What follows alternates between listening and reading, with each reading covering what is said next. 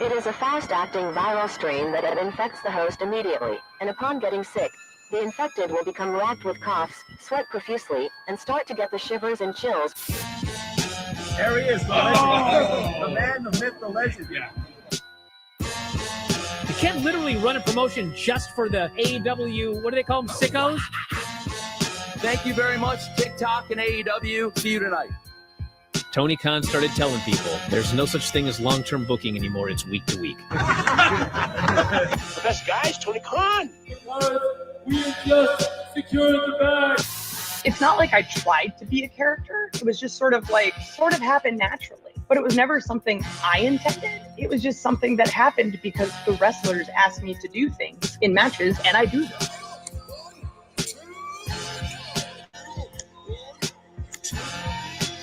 If you run a promotion just for the sickos, you're going to do 400,000 viewers eventually.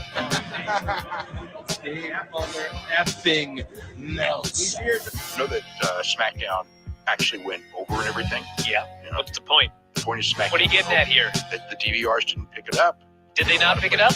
You know, mine didn't. Let's get into everybody's favorite moment, and it is called Dave Meltzer's Dumb Moment of the Week. What would you like to listen to in your ears? I'd like to hear the flute. Well, if you'd like to flaunt your flute, then we can find you a flautist. We have just secured the bag. It doesn't help me. Okay, so complain, but I will complain. Let me have my misery. And when I heard that, I was like, what? Thank you, fuck you, bye. Boom.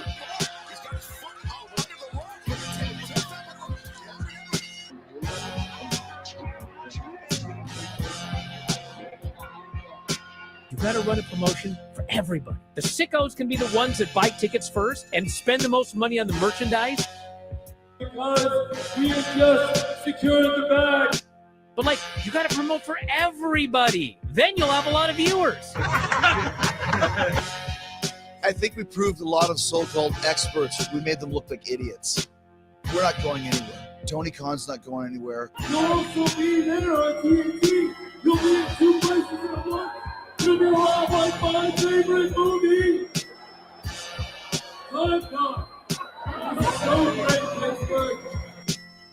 It's not like I tried to be a character. It sort of happened naturally. the best guy's Tony Khan. To keep themselves safe. No! Damn shot! Damn it!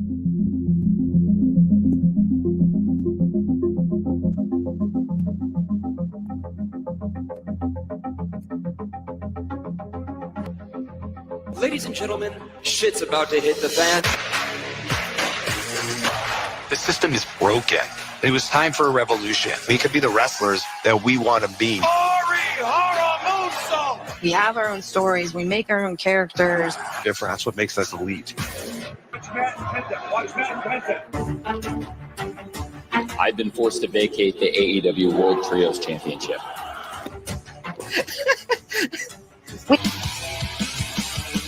Khan created a revolution. Show days, super chaotic. A lot of times we get here and we don't know what we're doing till hours, minutes before we go out there. There literally are, I think some weeks, 100 talents running around backstage. At that point, it caught Tony Khan's ear, and he started thinking, maybe I want to do this, and let's get together. And I guess the rest is history, right? We're just getting started, but it's a great fight to start a great night. Orange Cassidy in serious trouble. This will be fun, right? I'm excited. Ready to go? Go to break. Figured out what works as a heel in the ring for me. Austin wants to be here so bad. And Is it a break spot? Not yet. we need to build an army right now. It was good. The match, good match. You thought everything looked okay? Yeah. I hope it was good. I just feel like... You tonight. That was big. No! Damn shot! Damn it! We've seen this time and time again out of Jericho and Guevara. That's awesome. That was great. Ah! Yes!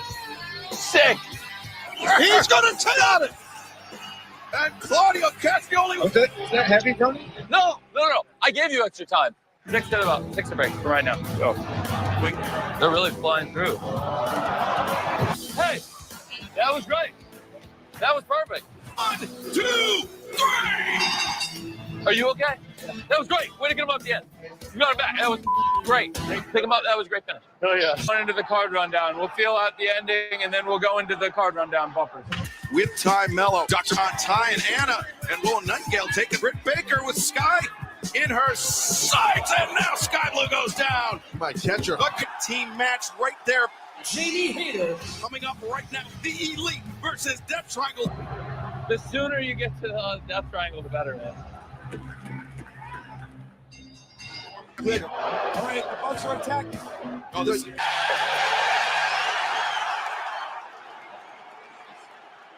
We're good. We got a minute or so. We want to get him going. Get him off this. Mox charging right back at Hangman. Now, I like this thing. I don't think I've ever seen anyone hit with an elbow like that. Oh, modern day pro wrestling. Danielson. We're doing good. We're doing good on time. This is good. Hey, hometown hero. Way to go. Welcome back. Yeah, it's great. Welcome back. Loved it. Welcome back. Hey, welcome back. You okay? Oh, I'm great. Whenever you're ready. Whenever you're ready to get it going. A secret. What do I say?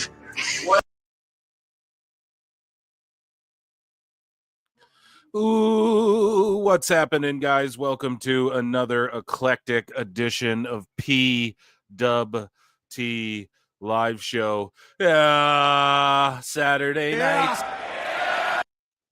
I am your host, the infallible Phil Marks, and the full Phil Marks. Ate some rice and chicken. How about you guys? Anything? No? So how y'all doing tonight? We have a very jam-packed full live show here tonight of things to get to. Lots of hot news. Collision, of course, I believe comes on in an hour. Currently, I have UFC Fight Night on. Dern versus Hebas 2, but I am going to switch over to Collision, and we're going to watch that like in an hour. I believe it starts, right? Or did it start already? I don't know. Idiot. You know, Collision's been like whatever viewing. I'm incredibly tired. Had an incredible early morning, but I'm in it to win it. I just chugged back a coffee and I got a White Claw. They're my favorite. Low in calories, but it gets you buzzing. I hope you guys like the 10 minutes of Tony Khan video at the start there. We didn't get through all 10, but yeah, it's quite a hilarious little compilation there. Guys, excuse me, 106 of you watching right away, immediately, across both channels. So make sure you hit that like button on whatever channel you're on. Let's try and get to 100 on both if we can. That'd be cool. At least 100 on the Clips channel, though. It helps a lot. It seriously helps a lot. And yeah, make sure you're subscribed. YouTube.com/at Pro Wrestle Clips is the main channel. We're almost at 5.5K subs, so let's get there. Maybe tonight we could even do it. So share this around if you don't mind or whatever. And then youtube.com/at prowrestletimes. We're almost at 2K subs on that one. So yeah, I uploaded a podcast with Marie Shadows there with a bit of update with the Dave Meltzer stuff. And then he talked about her on his message board, which is hilarious, which I believe, my belief is he's heard PWT for sure. He heard what she was talking about on PWT as well as in her newsletter, which I implore you all to check out. But we're going to get to that later, okay? We're going to get to that a little later, as the title implies. You know, Meltzer also melts down over the Netflix Raw situation. What else do we got here? Mercedes Mone is angry, folks, so that'll be fun. And Malakai Black is leaving AEW seemingly out of the blue again, or everyone's botching it again. I don't know. I'm not the news. I'm here to just talk about it, react to what people are saying, and laugh about it with you folks. So, how y'all doing? Run those likes up again. Subscribe. What else do I have to shill? Patreon.com/prowrestletimes. Yeah, I'm going to have a bunch of stuff going on there as well. And there's hours and hours of bonus content if you're not there yet. So consider joining that. And I think that's all I got to shill. And watch New Japan and watch TNA. That's what we're trying to, that's the new agenda. Collision will put you to sleep. Yeah, I'm already tired. So maybe I stick with the UFC. No, this UFC card though is a little bit of a, Aleister Black is leaving AEW. Yeah, we'll talk about that. I'm just checking in with Chad here. Shill like a madman. I absolutely will, as much as I can. At least my own stuff, you know? People were giving me credit. I dropped 3 clips today, and people were like, man, I saw in the comments, it's good to see this guy criticizing WWE and TNA for once. And it's like, well, I do a lot, you know? It's just they've been cooking a lot lately, too, so it's hard to, you know, but I always try and shoot straight. So 69 more likes for 100. Okay, good math. Good math. Let's get there. VKM news, we have that. Of course, you guys know I can only fit so much in a title. 100 characters in a YouTube title, right? I mean, I could go for days. There's a bunch to get to. Vince McMahon update.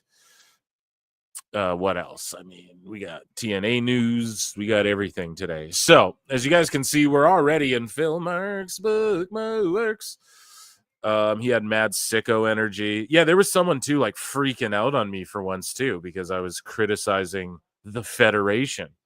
And it was like, bro, chill. Wackos and full of. We have wackos today too. It's not just the sickos. We have wackos to get to. Let's take a little ganda at this collision card. Mariah May versus Harley Cameron. Yeah, I'm all about that. You know. TNT Championship, Garcia and Shibata. I feel like we've already seen this match. No? And in New Japan, Shibata and Tanahashi had to have a special exhibition, grappling rules only or some shit. So they just chopped each other like 4,000 times, and it was a 5-minute time limit. So like in Japan, they will not let this guy have an actual match. I don't know what he's going to do with Garcia, but I know Dave said he had his brain removed and then reinserted. I know that's not the case, but yeah, his match with Tanahashi was crazy bad. Cope takes on Big Bill. I'm down. 2 WWE guys who are going to have like a good television match, I bet.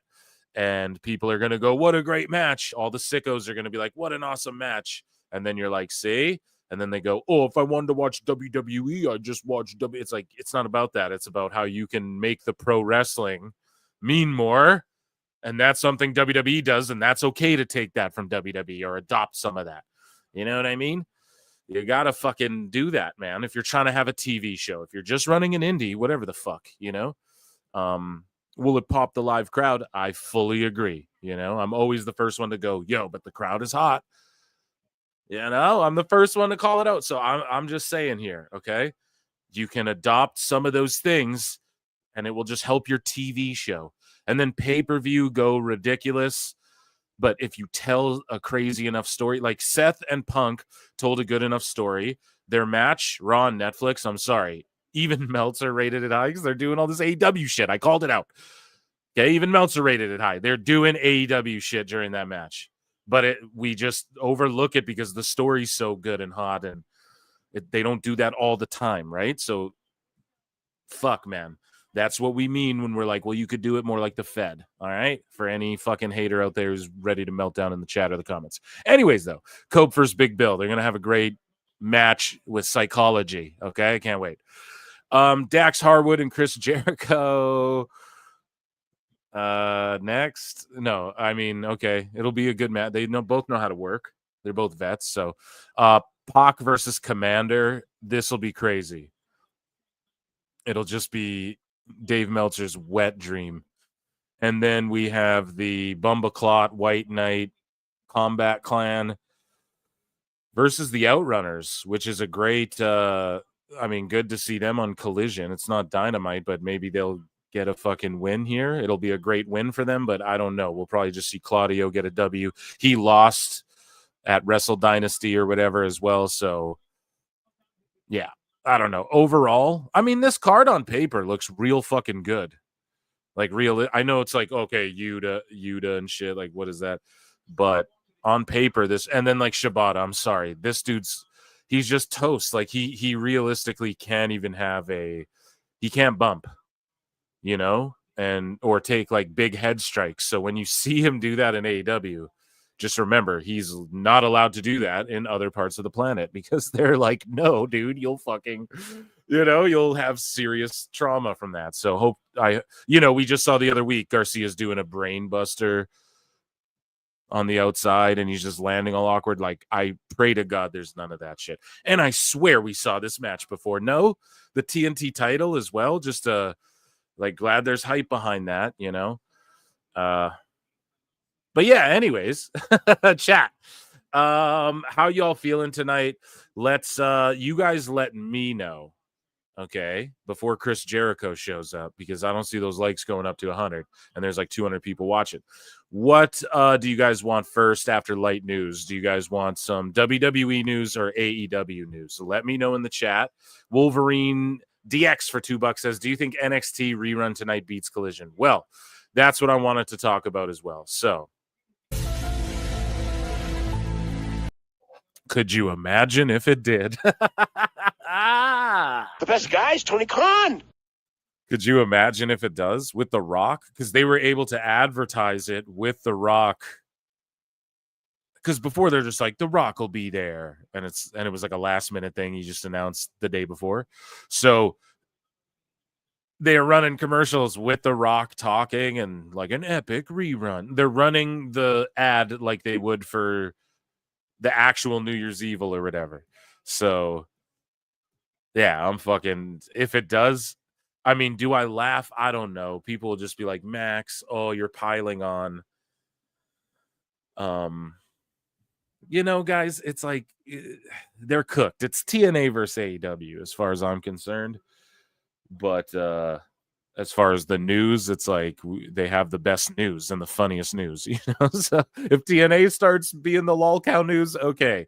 If I had a pod in 2000, whatever the fuck, when Hogan was there, okay.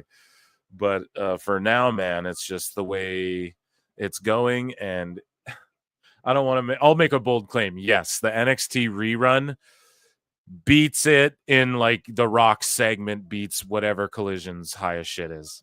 Okay, so I'm not going to say it beats it overall because they're the lead in and the whatever the fuck. I think the rerun, the Rock's part, beats whatever Collision's highest shit is. That's my prediction, okay? So hopefully I'm correct. And then Plenty and Pixlar for $10 says no buy to Jay. It's great. Are you sure? Are you sure about that? God damn it. I need that on the soundboard. 44 likes, but I haven't checked the other channel. If we listen, if we're not at 100 by the time we get through light news, Jericho might have to show up. All right. Oh my goodness. How you doing though, Plinian? Hope you're doing well. Dude, you know what I spent my afternoon doing to no avail that I got to restart from tomorrow? So Plinian was sending me the shit how to homebrew my Wii and turn it to an emulator. I don't know. I'm a complete noob. So I'm sure there's people raging somewhere at the way I'm explaining this, but I was trying to basically mod my Wii into an emulator, right? And I epically failed the first try, but I know how to do it, I think, now in hindsight. So, yeah. Shout out Pleiadian. High Life is a member for 1 month. Thank you so much. So you can, guys, 99 cents, become a member. Okay. Fill the show for a minute before we get into light news. Scully Vibes for $2. Sub Phil Marks. Shout out PWT. Like. Yes. Marks is. I like it. I'm going to adopt that. Okay. Yes, I'm doing well. How are you, Scully? Shout you out, and everyone run the likes up. Thank you so much. Okay, round of applause for everybody supporting the show. And let's dive into some hot news. So memes, we ain't got nothing. UFC, MMA. So TKO is in the process of putting together a boxing league in collaboration with Saudi Arabia's Public Investment Fund.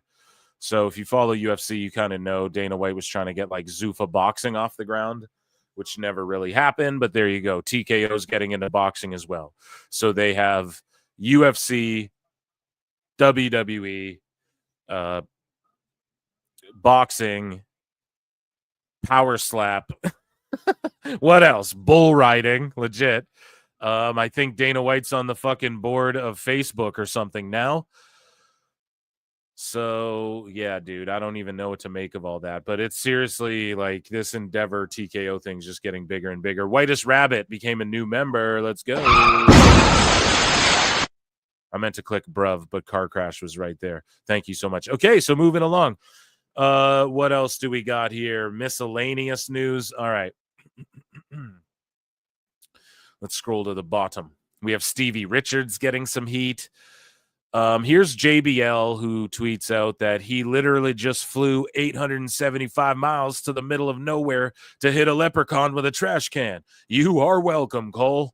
So here we go. So that's Hornswoggle, I think. So instead of a lariat, he just shows up and whips a trash can. That's Swoggle. So that's hilarious. There's more, too. He shows up here at OVW. And this is that cash flow guy who was in the documentary, right? And he was like in the tanning booth, like tanning his ass and everything. It was hilarious. And here we go. He just clotheslined from Hellsum. And he sells it. The dude like face plants. It's quite funny. Here, I'm going to crack a White Claw. Who's with me? Cheers tonight, chat, or what? I'm drinking White Claws. Tony Khan. I swear I'm becoming Tony Khan. Going on? I don't think JBL appreciates cash flow. Look at how he sold that shit. Did you see the rotation and airtime of cash flow? Look at how he just lands on his neck. Like, what the fuck was that? I don't think JBL appreciates cash flow. Oh, God! Oh, from hell! Jesus. Did you see the rotation and airtime of cash flow? Butter. Oh, come the hell on! What? Oh! And then EC3 as well. EC3 eats a lariat, and he is doing like work for OVW. He has for a while, and NWA. That's sort of what he holds down, and it's crazy because they have a legit WWE superstar. If he was used fucking correctly, would have been, you know. What the hell happened? It's a clothesline from hell to EC3. Just when you thought the lines was set there, but wait a minute. And then whoever's on commentary, she's like, "Did you see the rotation?" And it's like, "What do you mean the half rotation?" Where he botched and landed on his fucking head. Jesus Christ. There's a clip going around of Rikishi like selling a lariat for China where he just, you know, fully does what that dude tried to do, but actually does it. And this guy, Cash Flow. But I don't know. The Cash Flow guy's funny. If you watch that doc, you're like, yeah, this is a good guy, you know? They're all good guys, right?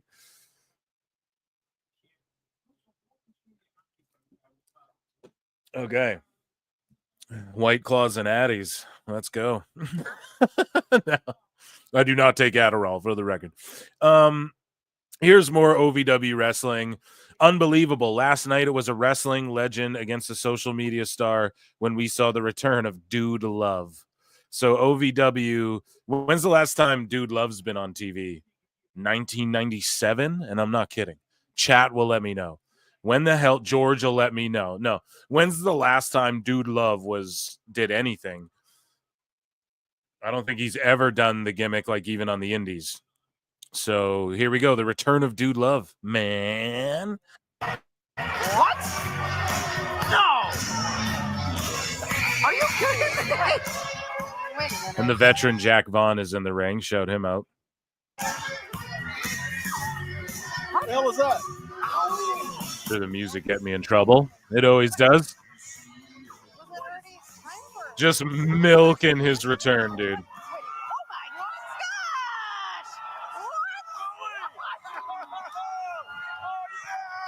See, that's the thing. OVW puts on legit good shows. I swear.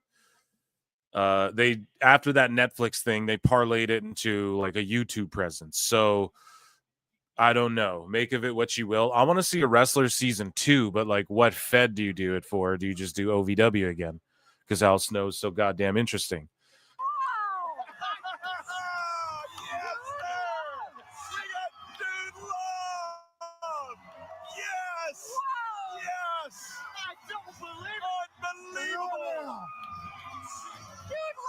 Have mercy.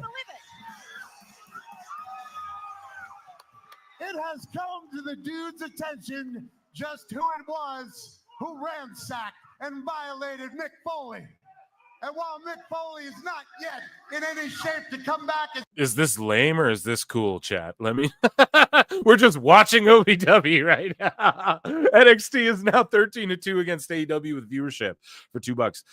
Dude, we're gonna talk about that. And you know what? The meltdowns, like this is all it boils down to. In Canada, so like not only is Raw number one in America and it's number one in Canada, but then also SmackDown's like number 2, and then it's number 4, and then NXT's like number 6. I'm gonna keep you guys updated, but we're gonna have all 3 shows in the rotation here. It just, that alone destroys everything. So it just, to me, isn't I think the metric we got to go by is the houses, which doesn't look good for AEW either. But that, like, how else do you tell what's hot? Fuck the TV. We want to take that. We're still going to like take a look at ratings and stuff, but it's pretty much thus far determined. Max has zero effect on the ratings. Like, if you're being gracious, maybe like 25K difference, if that, you know, just from looking at the ratings. We look at them all the time. And Meltzer brings attention to them all the time. So here on PWT and like Awful Wrestling, and people do great work. Thurston, shout out Thurston. They do great work posting everything, right? And we look at it and it's like, okay, Dynamite got a 611,000. It's like, okay, maybe 20K we're watching on Max then. That's normally their normal numbers, like about that 630 or whatever lately. So like if they get a 660, 760, they're like, oh my God, big rating. So they're even saying it's like a bump up because the week before there was like a fucking college game. So it's just always going to, the ratings just, we can't even take that. I mean, Raw is doing the numbers it's doing, and it's doing, I don't know what it did. Or pardon me, what SmackDown's doing either, like as far as are the ratings down in Canada and shit. I don't know what games we're going to start playing here. All I care about is, look, who just got a TV deal or TV renewal? AEW. Who's getting more TV deals and shit? TNA. Who's doing 7K for their pay-per-views? TNA and AEW, you know, or aiming to. TNA's aiming to do that, and they're rocking with AJ Francis, and Nemeth just signed. We're gonna get into TNA news right after this. Is this lame though, chat? The dude loves stuff, or is this cool? Thank you. Sorry, I'm off rambling, but yeah, idea. Neither does Thurston. Uncle Dave doesn't have any Max numbers. We never will because they're inconsequential. They will never report inconsequential numbers. Do you get numbers for shows that are inconsequential ever from net? No, you fucking don't. If a stand-up comedy special goes on Netflix and you see it in passing and you don't hear about the shit it did it do anything? No. So love McFoley, lame. Yeah. Okay. All right. Okay. Well, we'll skip to the end, see if he gives anyone a mandible claw or a DDT or a pile driver or some shit. No, even the Twitter gods don't want us to do it. Okay, so we have a song written. This is by Becca Forever. Here's her latest track. Let's take a listen. We love BECCA with a 3 because she's cool here. Ever been there? No. Am I the hottest there? Yeah, ho. Wicked in the west, like my skin's green. Green like the money I'm making. Stacking up the titles I'm taking. Been wicked in the east, that's Pissa. They said, Bex, do you wanna hit up dunks? Nah, I'm chillin' at the beach with some hunks. Beck is cold and we're bored, please come back. I'm on the road, Kerouac, call me Jack. Okay, Jack. She doesn't even go here. I'm on the road, Kerouac, call me Jack. Christ, shout out Becca with a 3 because she's cool. Right? I don't know. Moving along here. Ted DiBiase had this to share. He said it. Everybody's got a price. And he's right, especially on Fox News talking to Doug Ford about us becoming the 51st state, which that's another topic for another show. But this popped me because it's Ted DiBiase having a blast here. Trying to, man. You say this isn't for sale, but everything has a price. The $1 Million Man says that. Can you think of this Like more as a I've always merger said, instead of an acquisition? everybody's got a price for the $1 Million Man, even Jesse Waters. Jurisdiction in 2 countries anywhere. That's hilarious. Okay, that popped me. Yeah, sorry there. I'm like staring off at fights too. I'm sorry, guys. Here we go. Real Kurt Angle. It was an honor to be inducted into the International Professional Wrestling Hall of Fame today in Albany, New York. Thank you to all who attended the Wrestling Hall of Fame. Shout out Kurt Angle, one of the GOATs. Speaking of GOATs, here's a young GOAT. The playoff drip. The Houston Texans, okay, did like a Zilla Fatu Reps new playoff merch ahead of Texans versus Chargers.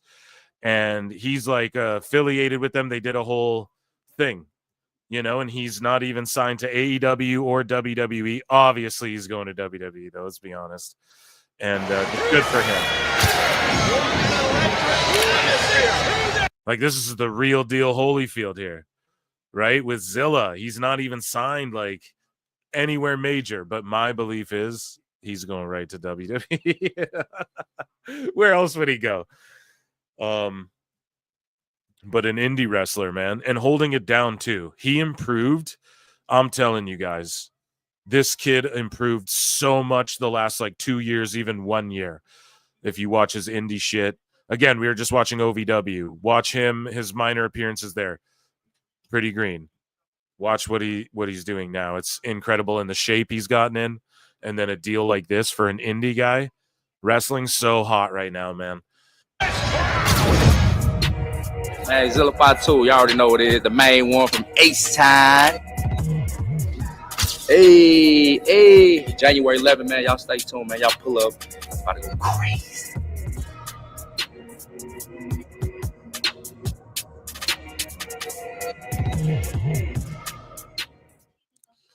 Yeah, that's legit, man. Shout out Zilla. Amazing. So this guy Garrett Kidney tweeted this out, and he was outraged by something Stevie Richards said. Steven Richards, of course, he does a podcast with WSI James, and I believe that's his name. And then he does a couple shows, I think, a couple different ones, or maybe it's just the one. And no, he does the one where he breaks down the botches too. And of course, BWO. He's a legend in my opinion, as far as just like, I'm a mark in pro wrestling in general. He wrestled for WCW, ECW, WWE, TNA, right? So he's been all over. And how did his old music used to go? I'll show you, you'll see. Do you guys remember that era? Or like Right to Censor, or the BWO stuff. Anyways, though, you guys all know who Steven Richards is, I know. But he said this about Mike Awesome, right? And I didn't even hear about this. I don't know where he said this. I listened to a lot of his clips online. So he goes, this is on Mike Awesome not having great ring psychology. For everything Mike Awesome could do athletically and physically, he had zero psychology. His psychology sucked. This is not your main course. This is like eating your ice cream first before the main course. It makes no sense. That's what makes me feel bad, because they made their mark here. But what memorable moment did Mike Awesome and Tanaka ever create? So, memorable moment, their one night stand match, but really think about it. Their matches, like Tanaka and Awesome, like the one night stand one is an AEW wet dream type match, right? They just did a bunch of shit. They had one opportunity on a WWE level pay-per-view to like do what they did in ECW at the one night stand. Awesome and Tanaka just left it out there, kicked out of every crazy move. It was ridiculous. The kickouts are ridiculous, but it is one of the fucking greatest matches ever, because in the context, people forget, okay? Think about the movie The Exorcist. Kids might watch that now and think that's not scary at all, because they're playing horror video games. They're seeing movies with CGI where there's demon fucking nuns floating across, like, you know what I mean? There's zombie. You watch Resident Evil, it looks like real zombies and shit, or whatever. You guys get what I'm getting at. Like, horror movies have advanced so much, but at the time that movie was so terrifying. The Exorcist. Even now, it's still scary, but maybe a better analogy is like Alien. Alien was terrifying when it first came out, even before my time. But in context to when it came out. But then you fast forward now and the xenomorphs aren't that scary because we've seen them for decades and decades and decades. But before people saw that shit everywhere, just on posters and t-shirts and video games and stuff, the xenomorph is like, holy fuck, it was this terrifying beast, So in context, right, to that one night stand match, that Mike Awesome Tanaka, that's a moment. That was some crazy shit that will always stand out in my mind. Their ECW matches, though, I was watching clips of one earlier because I'm like, I don't know. Let me go back and see. And I don't know. It looked like they were using psychology and they were having great matches. I'm a Mike Awesome fan, always have been. And I don't know if people are triggered by this. That it's his opinion, right? What moments did they create, though?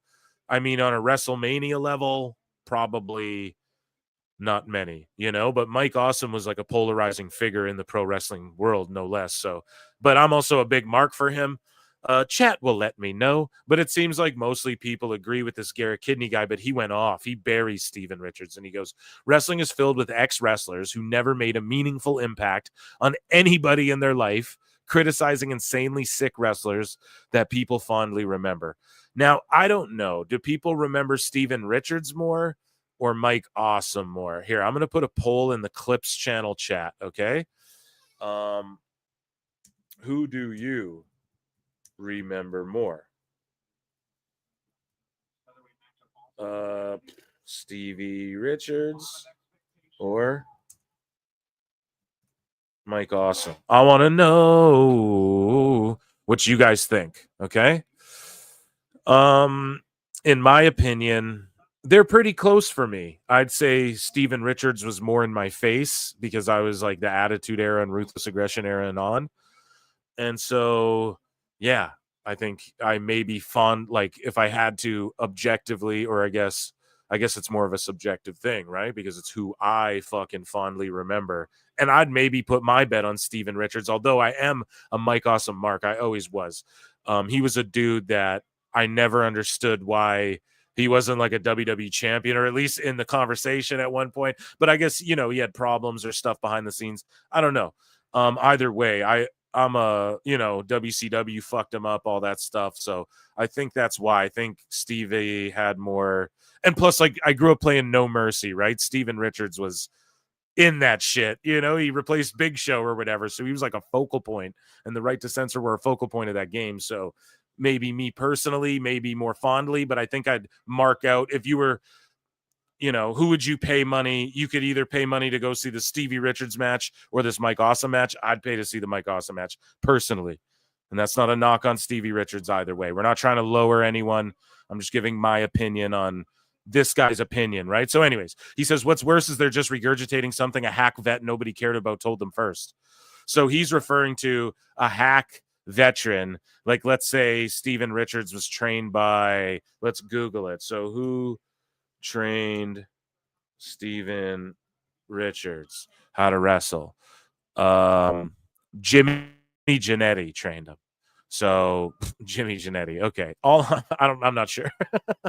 All I'm saying is this, Chad, okay? Let's not go knocking like the people who trained them and stuff like that. It was a completely different world and time then. We're talking there was no fucking internet, okay?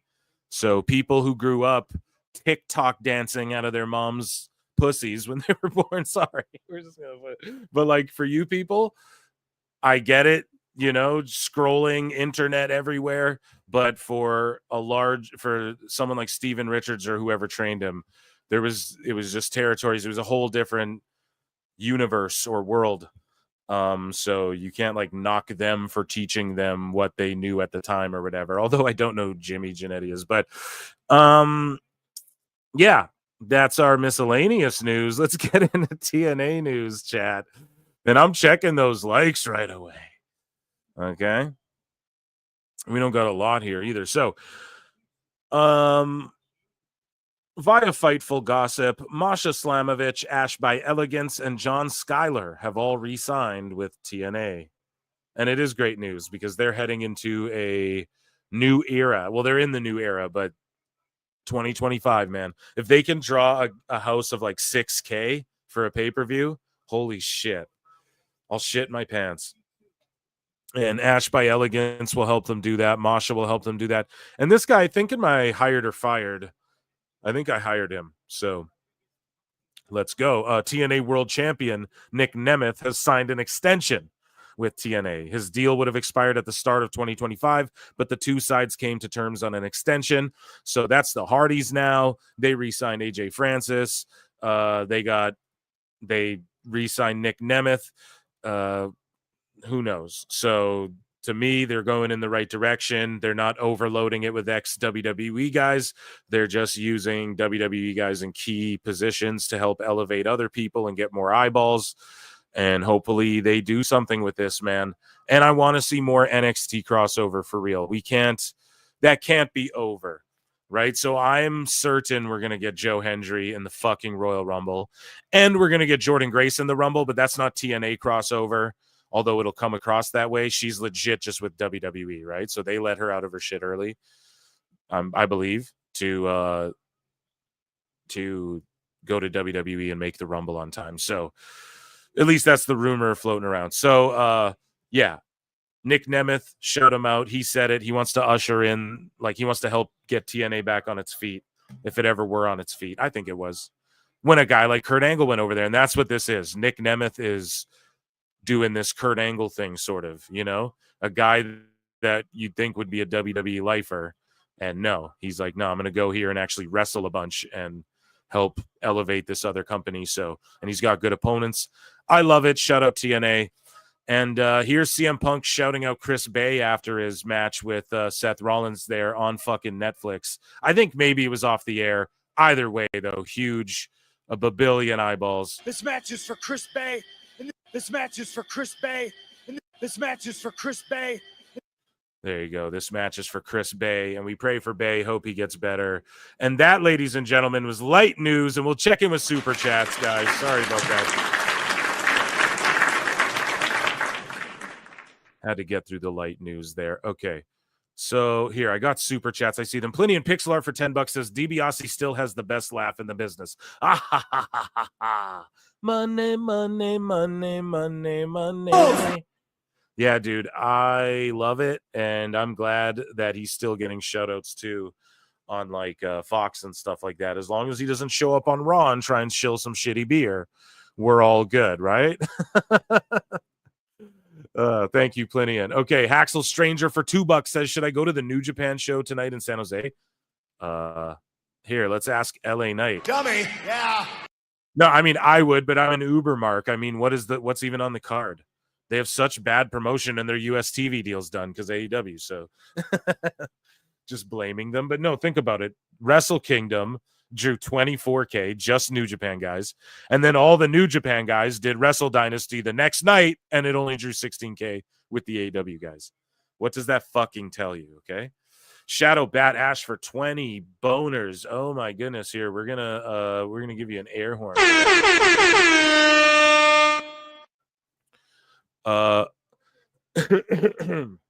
Me and my cousins and you and your cousins, a line that is always running. Me and my cousins and you and your cousins. I can feel it coming. Can't wait for the debut of Zilla and Hikuleo at their sign. Okay. So here's the thing. Here, let me check in. So thank you, Ash, because you just reminded me of the poll. I'm going to end this poll. Pause. Right? We're going to end this poll. What did you guys vote? I don't know, man. It's not popping up. Weird. Weirdos. We're just weirdos. Let me refresh. There. The poll shall pop up, hopefully. Did it end for you guys in the chat? What's the percent? My shit's botching. Yes, okay. Stevie Richards, 80%. Mike Awesome, 20%. See, so I wasn't capping there. It's no knock on Mike Awesome. Like, if he was in the Attitude Era, we'd all be like... Or he was, but he just... you know, he wasn't in, like, WWE and in WCW. They fucked with him. But anyways, I'm going to put a new poll in the chat. Thanks to Ash here, who just reminded me. Start a poll. Do you think Hikuleo and Zilla will debut together? So the question is, do they debut together? And I want you guys to answer, because I've been thinking about that lately. Did they debut at the same time? And we know that I think Lance Anuai is in NXT. Another one of the cousins. So do we see Jacob split up and start his own bloodline with like 3 new youngsters or a couple new young dudes?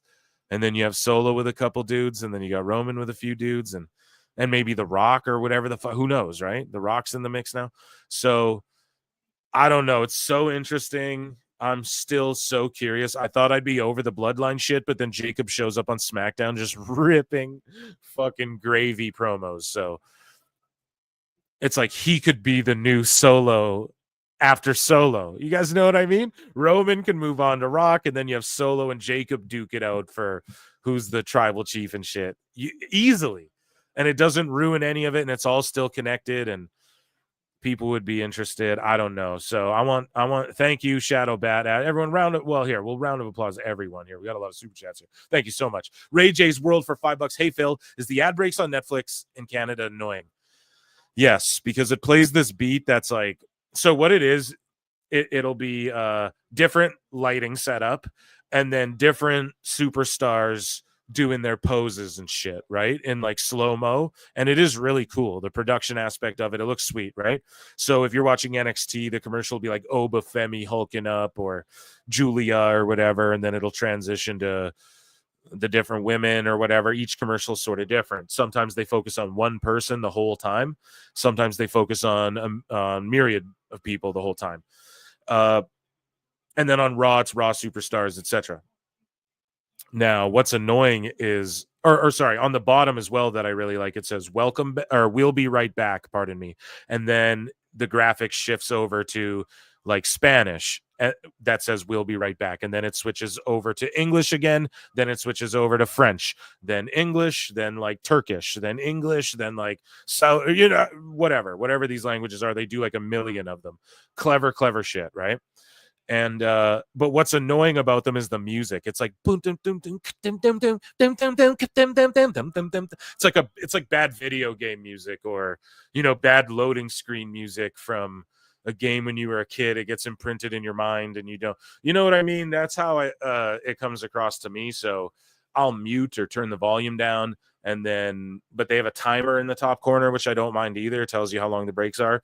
But during the Raw Netflix thing, debut, pardon me, it was like doing storyline shit with the New Day and Karrion Kross and stuff and the Miz during the commercial. So I was hoping they'd do more of that, or just give recaps of or like, here, go to WWE shop, or fucking here's, I don't know what I was expecting. But yes, it is annoying, but it's better than seeing the same like Whopper, chicken Whopper. You know what I mean? It's better than seeing those same fucking commercials all the time that are like, oh, this pill gives you heart attacks and death and nausea and more death and headaches and nosebleeds and death. You know, it's better than listening to shit like that. So thank you very much. Merge for $5 says TNA going beast mode. Go ahead with a sicko mode in 2025, perhaps. Yeah, they are. They're aiming to do like 7K for pay-per-views and shit. PLEs, they call them. TNA and African NXT stomping AEW. Who?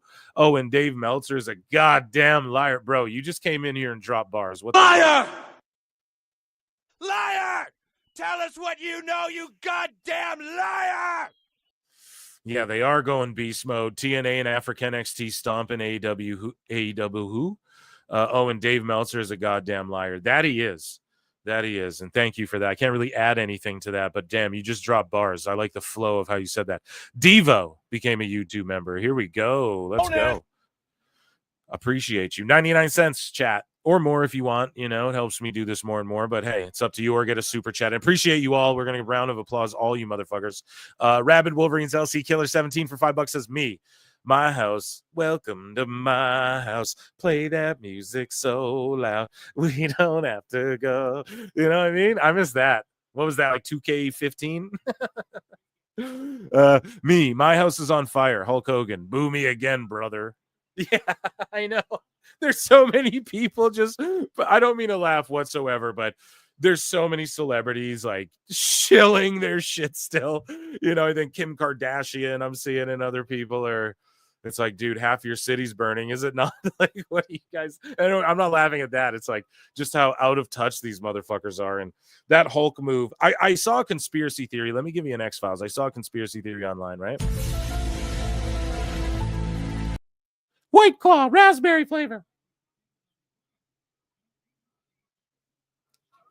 That Triple H did that purposefully to get back at Hogan for when he had to drop the title to him or whatever the fuck. Something like that. I can't remember what the theory was. I don't know. I just butchered it, I bet. But thank you guys. Oh my God. And then another one flies in. I love you so much. George, chat wants Jericho 80 likes. Oh, okay. Do you guys really want it? Yeah, see, I don't know if you guys really want it or not. Well, let me just think about it, okay? Thank you so much. Round of applause and acknowledgement for the... Acknowledge me! And joining us on the show is... You guys know the music, right?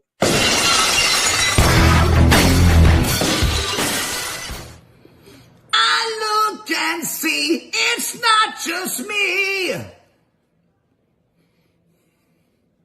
So many others have stood where I stand. We are the young, so raise your hand. They call us problem child. We spent our lives on trial. We walk an endless mile. We are the youth gone wild. We stand and we won't fall. We're one and one for all. The writing's on the wall. We are the youth gone wild. Let me get wild. Yay!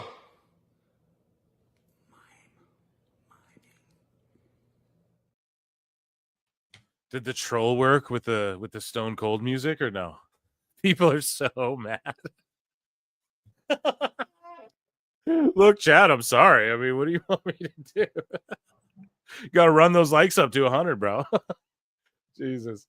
And thank you if you liked on both channels. I really appreciate you. It's split, man. It's like a sicko and wacko war between who likes Jericho and who doesn't. I swear to God. Look, my ears are bleeding.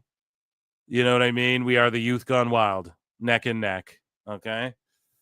So it is what it is, guys. You got to deal with it. Okay. So moving along, what do you guys want for, look, Freddie Velasquez. Been a big fan watching all your posts on YouTube. Finally getting a chance to watch live. Keep up the amazing work. Dude, thank you so much. Everyone, round of applause for Freddie. First time tuning into the show. And everyone who left the show is going to come back. And I know that shit. You know how I know that shit? Because what the fuck else were you going to do? Go watch fucking Andrew Zarian or some shit? No. But for real. It's 30 seconds, guys. We'll survive. Freddie, thank you, chat. Round of applause for Freddie joining us here today. What an amazing guy tuning in. Okay, Devo for $5. Dave voice. Osprey. The best guys, Tony Khan. I can't find it now. Here we go. The best guys, Tony Khan. Okay, it's Botchamania over here. Osprey. Okay, we got a lot of that tonight. We got to get to some stuff here, okay? And Brad Becker, by the way, happy birthday, too. Okay, round of applause. Listen, super chatters, everyone, round of applause. Let's get into our next. If I miss any super chats for a minute, it's because if I miss anything in chat or super chats for a minute, it's because we're getting into the next segment, and it is called Not Dave Meltzer's. We're going to get into, you guys want AEW news here. We got to bring the viewership back here, right? Because I just pissed all over your heads with the Jericho stuff. So, as you guys can see, we are in our news segment.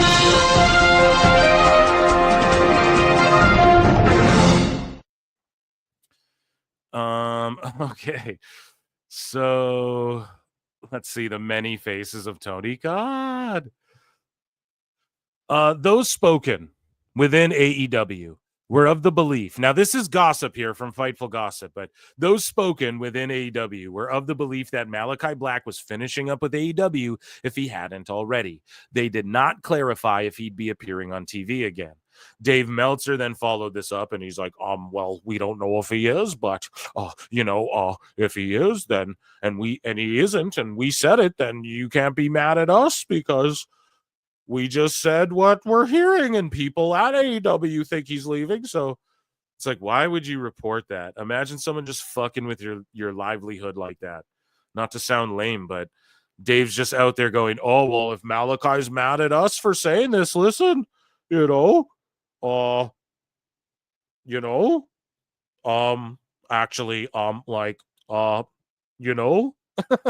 actually. But for real, he's just like, oh, if they're mad at us, that's what they think at AEW. What the fuck? Why would you say that? Imagine if he didn't know that either. And he's like, oh, they think I'm leaving, but I'm not. Imagine if he's not leaving and Dave just said that. It's just insane. But anyways, we'll roast Dave more later. But yeah, Malakai Black. Here, I'll end this poll in chat. Do you guys, you can just tell me, do you guys want to see Malakai Black back in the Federation or no? Let me know. Some people are shitting on him, of course, the usual suspects.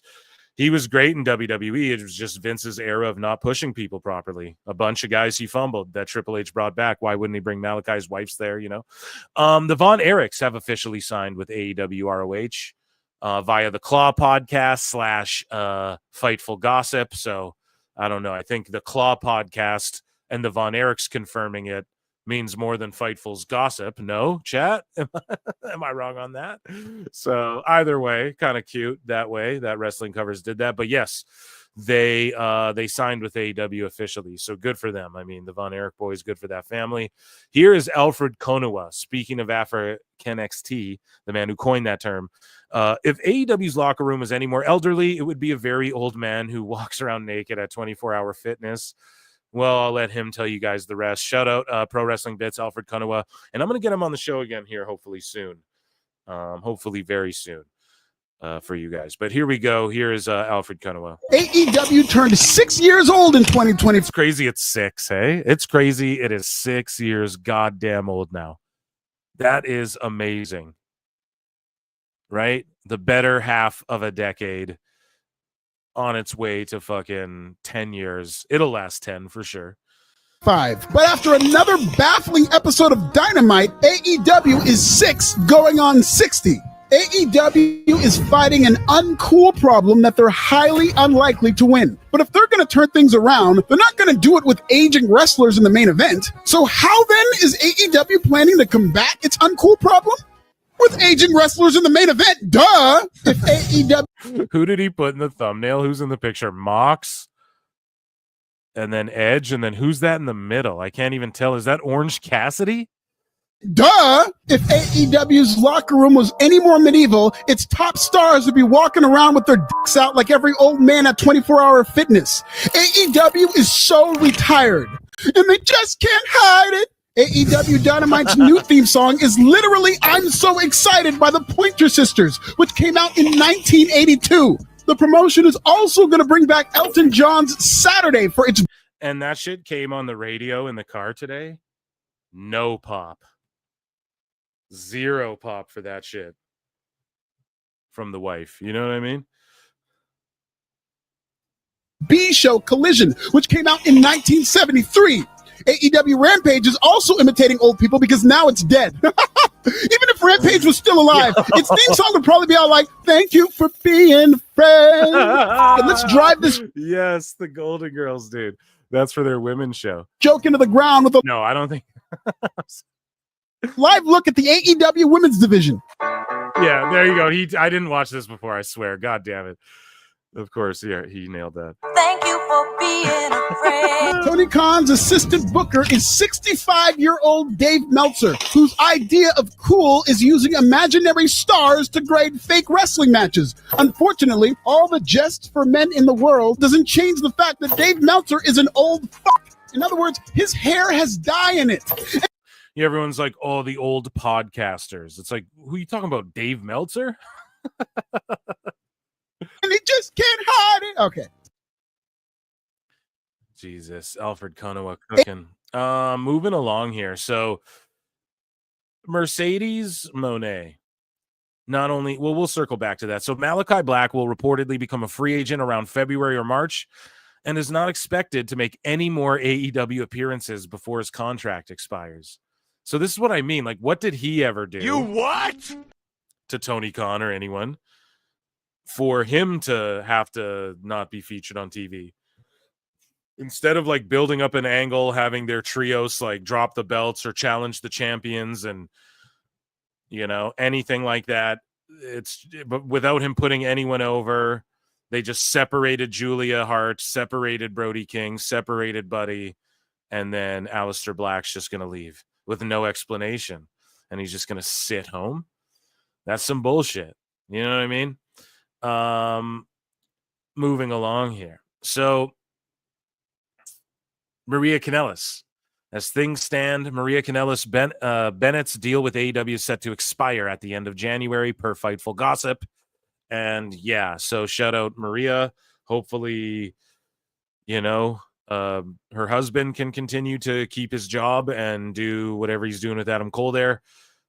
You know, she's a legend, could go to WWE and make a little appearance or something. Not that I'm saying bring everyone in or she needs a spot or she should manage, but the Women's Rumble's coming up, you know. She could valet, maybe not even any of that. She could just be one of the legends that pops up at various events or something, you know. Go on a Legends deal, get in the video games and stuff.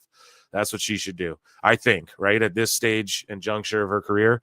And Mike Bennett's a good hand, but he's just wrapped up in obscurity in AEW, unfortunately, which I have on the screen here waiting for Collision to start.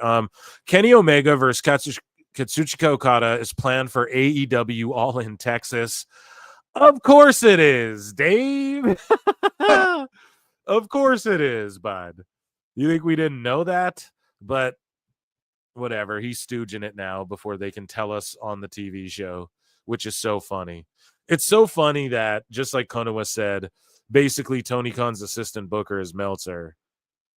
But Meltzer doesn't, he still stooges their shit. But he's like texting Tony about storylines and shit. It's so stupid. You know, Tony Khan needs to get his head out of his ass, you know? Anyways, so Venue Sports, the proposed virtual MVPD service from ESPN, Fox, and Warner Bros. Discovery will be discontinued. The collective decision by the three companies not to move forward with the contemplated joint venture is effective immediately. So they scrapped this thing, right? It was this sports joint venture thing, and AEW could have been a part of that.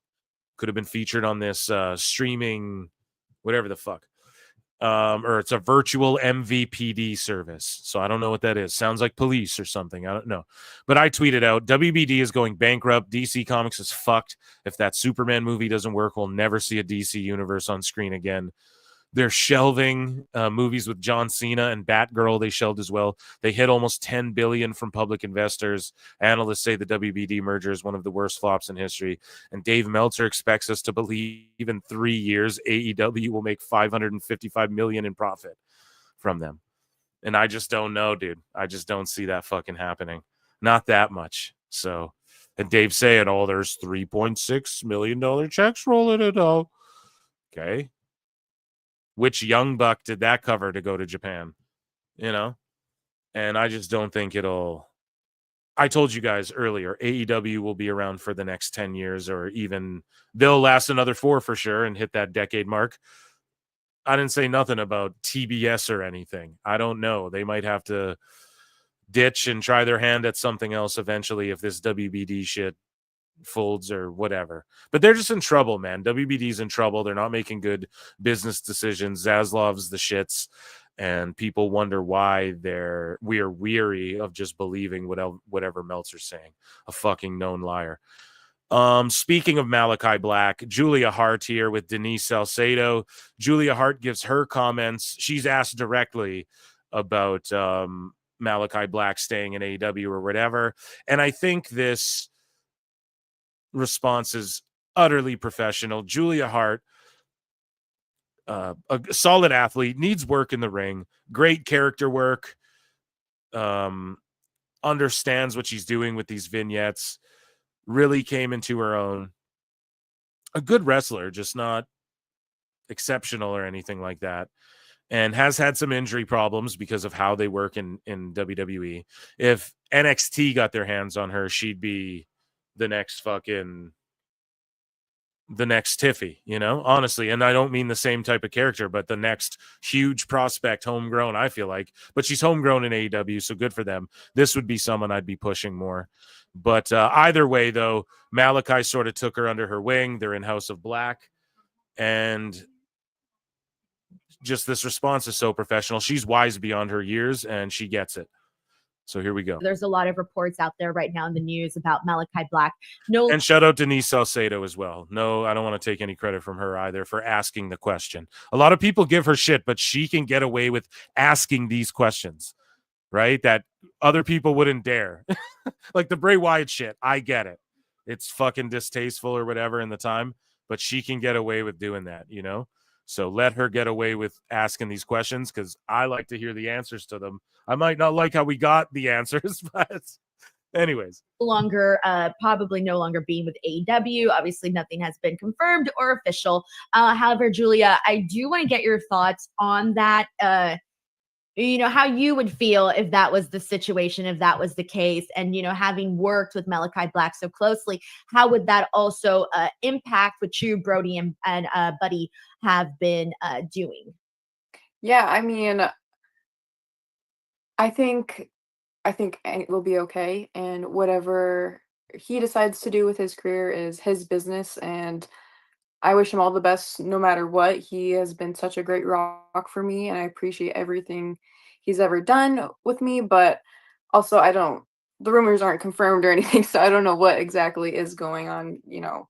Anything could be happening. We don't know. So it's just a matter of fact of if Malakai doesn't come out and talk shit to everyone for assuming he's leaving, then we know he's actually leaving. But if he comes out and is like, everyone shut up, then we know he's staying. Whatever happens, and I'm happy for him no matter what happens. And I think House of Black will be okay no matter what happens. I think I'll keep destroying the women's locker room. Brody and Buddy will destroy the men's locker room. Everything will be okay, and I am happy for everybody no matter what. That's good. Get your ass to NXT. I'm just going to say it. Am I going to be the one to say it? So, Ref MJ from NJ, look, AEW's hiring. You too could get a job in AEW. Will Washington, come on down.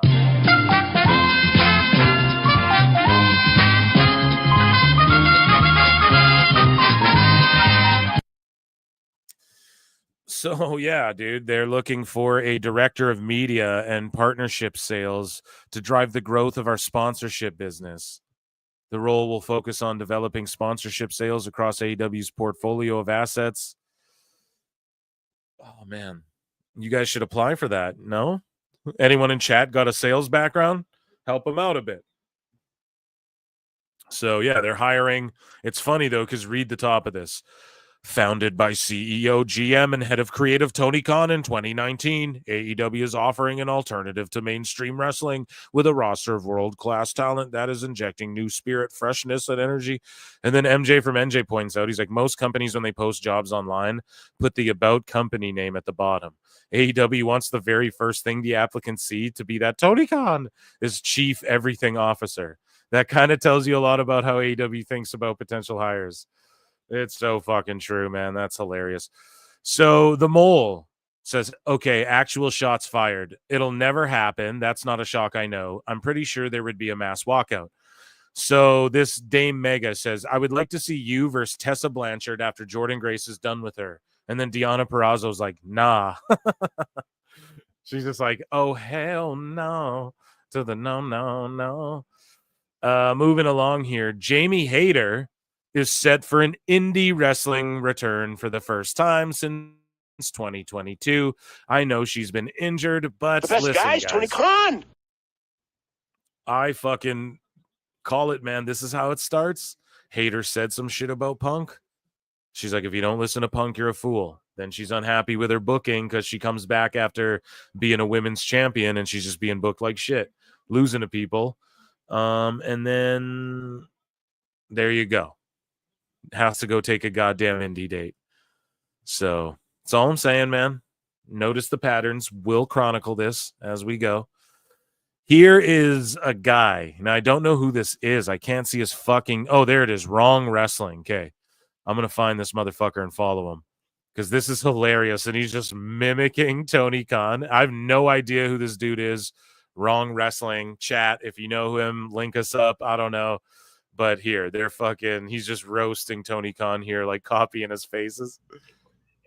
Corey Lee with the Wrestling Observer. Now, there has been what I would consider a lot of chatter online, negativity in regard to and obviously you're just coming off a brand new television deal. I know. That's what it is. Oh, is there? That's what I was doing on the street. Is it? Oh, is it? Really? Oh, we got a deal. Is it? It's the funniest shit ever. Sorry, this guy's cooking him, but what was Tony? That's how you know it's fake, because that was Tony trying to act normal as if it was a normal question. Because it's overly insane, you know? Smile again. Oh, confused. Oh, take a weird drink. That festers online. And basically done for almost Negativity online? I've never seen it. Maybe a little bit. That's the most interesting thing in the world, right? Tony's face. Oh, really? I've never pontificated that before. Hey. You know, having your best year that you've had since you've online. And, you know, This is so funny. It's difficult. It's hard. It's hard to watch if you're a fan of AEW. In regards to, and it's bad faith negativity as well. What in the fuck? God damn it. That's so funny. And shout out Wrong Wrestling for baking his ass. So speaking of baking, Mercedes Mone has increased the ratings, I guess, a bit, has 4 belts now. There's, a boost in viewership in other companies, I guess, other than AEW. And she's also mad. She's also angry. Okay. She calls out old guy podcasters, Meltzer, for mocking her vision of women's wrestling. We're going to get to that, but exclusive. Mercedes Mone's women's title win leads to immediate boost in Rev Pro on-demand subscribers. Okay? Now, we're not going to Dave Meltzer this, but according to Coataholic, Rev Pro, it's like a British thing, she got a boost in their subscribers. So apparently they think she's going to be making a bunch of Rev Pro fucking dates. But either way, I guess shout out Rev Pro and good for them. But and speaking of which, before her match where she won the 2, so I figured it out. I deciphered what it was. She has the New Japan Strong Women's title, and she has the Women's TBS title from AEW.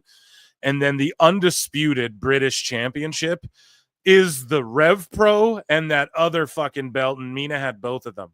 So even though it said for the undisputed British Championship, and that sounds like it's one title, the undisputed championship is actually what you refer to the amalgamation. Like if you have both fucking the Rev Pro title and this other women's title from the UK.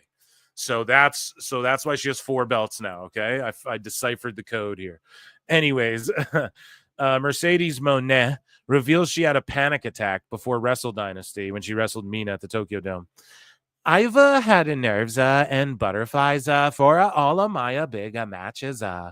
My match at the Tokyo Dome against Mina was somehow different. From the moment I landed in Japan, where I actually bawled my eyes out with both disbelief and gratitude, to the morning of the event, where I had an actual panic attack, making history was the last thing on my mind. Keva could see my condition on the bus ride and asked, Are you nervous, or just excited? I replied, both. Truly, it was my lifelong dream to have a match at this level at the Tokyo Dome. So I was beyond excited. Along with the rich wrestling history, I feel as though in some strange way, Japan, like Mexico, is another home. Yet, for all of my joy, I was likewise petrified. I didn't want to let the promoters down. I didn't want to let the fans down. I didn't want to let Mina down. I especially didn't want to let Tony Khan or Jen Pepperman down. Just kidding. I added that part. I want New Japan and all promotions globally, for that matter, to know that we female athletes deserve a prominent recognition and a prominent place on the card. Ooh. So there you go. That's the Mone Meg right there. And yeah, that's her thoughts on her panic attack. No Rhea Ripley. No, I'm just joking. To compare the things are so stupid, but saw some people doing that. So Mercedes Moné isn't holding back. She's mad when it comes to critics in her Moné MAGA newsletter. Okay. I'm sure chat is so mad. I'm going to look at chat in a minute. You guys are going to be like, what the fuck? Here we go. Whew. When I left WWE, the goal was to elevate women's wrestling and create more global opportunities. Many of the old guy podcasters mocked me for that, Moné wrote. She credited Tony Khan for supporting her mission, saying, shout out to Tony Khan, forgetting that supporting so many promotions and especially allowing Mia to do so. Despite criticism from figures like Eric Bischoff, Moné has remained focused on her goal of advancing women's wrestling worldwide. So old podcasters, then Ringside News, just throw Bischoff in there. You what? Yeah, my thoughts on that. Let her try and do that. She's just going to do a belt collector thing. I hope she doesn't get injured again. Honestly, I'm not hoping that whatsoever, because that would fuck up so much that she has going right now in different companies and like what they're projecting to do. So if I'm her, I just focus on staying healthy and let the other women worry about themselves. No, but really, that is what she's doing. Like, otherwise she'd tell Tony, no, Camille has to be here doing an angle. We got to work this out. If you're trying to elevate women's wrestling, you just let Camille off on an island to die out of nowhere. You know, you took all that fucking money and that's solid. Look at the women in NXT, you know, so she's trying to push women's wrestling globally. That's sweet. Good for her. And she does do that, you know, she is a name, but yeah, one day she'll be back in WWE. Ultimately, they always come back. And then all of this shit will sound like bullshit to the sickos, and they'll all be like, fuck you, you didn't, whatever. Unless Tony just pays her like tens of millions forever. And yeah, she did help elevate women's wrestling in WWE, though. You have to give her credit for that. But ultimately, her and Mina elevating, hopefully, you know, Mina was helping Stardom get some views. You know, they're better attendances lately or whatever. So shout her out. And that, ladies and gentlemen, round of applause for AEW news as we continue to watch Big Bill versus Edge.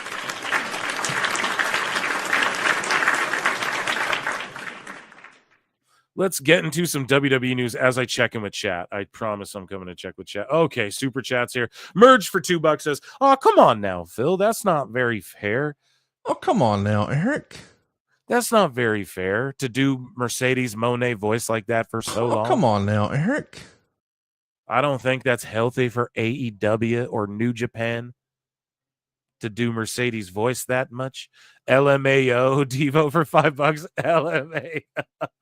I assume you're laughing at the fucking. Thank you, man. It's ridiculous. Thank you. Nick Chivers for £5. Bruv says Dave sells crusty newsletters from his mom's basement for a living and has the audacity to pretend he understands business. He can't even clean his own room. Bro, listen, are you from the UK or what? What the fuck is with like Wrestle Talk and Cultaholic and the UK newsletters and shit being real down with Dave Meltzer? Guys, Tony Khan. And like buying tickets to see his events and lining up to fucking ask him Mark ask questions when he's just a Mark motherfucker. You know? I don't get it. It's not like he's funny or witty or charming or clever or anything. Like, I don't get it. You explain it to us. But yeah, dude, exactly. He's not the one who should be talking about TV executives and shit. Or many people in TV, many TV executives, can't name one. The only ones we see him interact with are telling him he's wrong on Twitter. Ray J's World, which we'll get into later. Ray J's World for $5 says TK will be shoving money into AEW even after Daddy.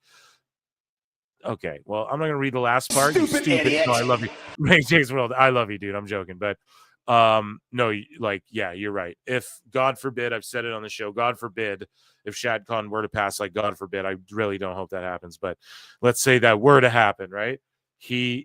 What do you think he's going to do with his inheritance then too? Or he takes over his dad's stuff? Like, do you think he's going to give up on wrestling? No. This is all you have to compare it to. Fuck, like, talking about Shad and that. I don't want to bring families into it and shit, but Dixie Carter, if she could keep the shit alive, Tony Khan will keep his shit alive as long as humanly possible, right? Thank you, Ray J's World. Round of applause. Let's acknowledge one more time. Okay, let me see. Acknowledge me. And round of applause for Super Chat as we get into WWE Hot News. Because we got some WWE Hot News here as Edge makes the classic Edge I'm shocked face. All right. So I'm going to just keep my eye on this as I drink some White Claw, and then we'll get into the news. Jericho's yelling on commentary. He's wearing an I Heart Chris Jericho tee.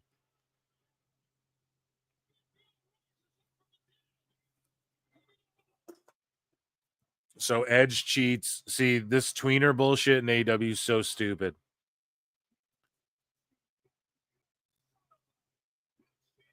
So Big Bill is what happened was he's laying on his back and then he powers up, grabs Edge by the throat and is about to choke slam him or some shit. Edge fucking runs into Bryce Remsburg, kicks Big Bill in the balls, spears him, elbows him like the way Moxley would, and then chokes him out.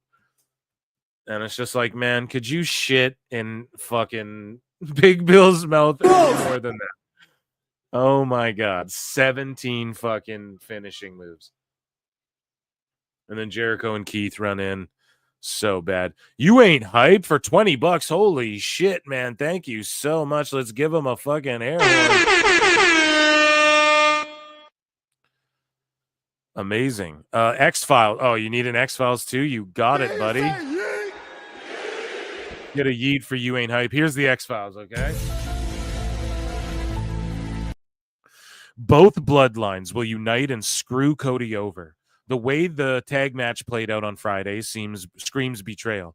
When Cody dipped on Jimmy, that sealed the deal. It will be a slow burn, however I see this happening. Oh, so like Roman and them slowly merging with the other bloodline. I don't know. I could see Solo and Jacob going at it, but goddamn, that's a good idea too. Like fully full circle where they're heels. But then what happens? You do the breakup again and all that stuff, or does Sammy break off from them again? I see where you're going with that, though. That's not a terrible idea. And then, yeah, Cody dipped on Jimmy. The way the tag match played out on Friday screams betrayal. See, they're teasing something with Cody, too, where he's going to go, like, fully heel. I feel that, you know? People got mad at Husey for making predictions like that on the show, but, hey, what are you going to do? He just said the shit. So that could be a slow burn too. I don't know. The bloodline stuff is still compelling to me. Now, I'm not sitting here and saying every solo match is the greatest match I've ever seen. But Roman and them, Jacob, it's just all so good. Heyman's out there reminding us of what we need to be reminded of, etc. So keep us updated on that. You ain't hype? Because that's a good goddamn theory there. You know, I could see there being like 3 bloodlines, though. Do you think that's too much, Chad, or what? 3 bloodlines, like minier ones, like 3 guys on each team throwing down, like Sammy and the Usos versus Solo and the Tongans versus Jacob and Hikuleo and Zilla, or Hikuleo and Lance Hawaii or whoever's in it, right? Like, I mean, I wouldn't be mad at that either. And then you kind of have like the tweener group and Jacob, like we want to cheer for him, but he's still like real badass and crazy, but he's beating up Solo. So, and then you have the baby, I don't know, or like Roman and the Usos as well. Doesn't have to be Sammy. Anyways, we're all fantasy mark booking here. Round of applause for our goddamn super chatters as we get into WWE news.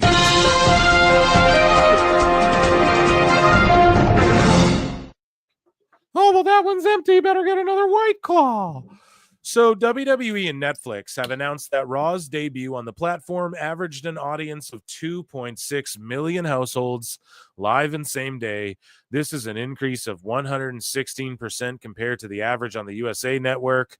And this isn't counting days later. Like Netflix, they'll say, oh, after a week, here's the number, or streaming minutes this month and shit. We don't know how much streaming minutes with the archives. Wait till they drop a headline on us like WWE did 4 billion streaming minutes if you count all their shit and archives included in the last month or whatever. I guarantee we're going to see some crazy shit like that too. Ref MJ from NJ was pissed because he came on the live and was like, Netflix isn't going to say their big number right away. He's like, because they have a headline here that is #1 trending. And then he messaged me and he's like, I'm pissed because I said on the show that. And then the very next day, Netflix released the shit. And I'm like, don't worry about it, man, because they did wait, you know, a little bit. And maybe they just didn't have the full numbers or whatever. But I think they're going to have bigger numbers to tout and there's more stuff to milk out of it. But either way, they're saying like it's 4.9 million if you factor in the 2.5 people and the average of what would be watching. You know, they break it all. They do the Steiner math and the Meltzer math and all that. But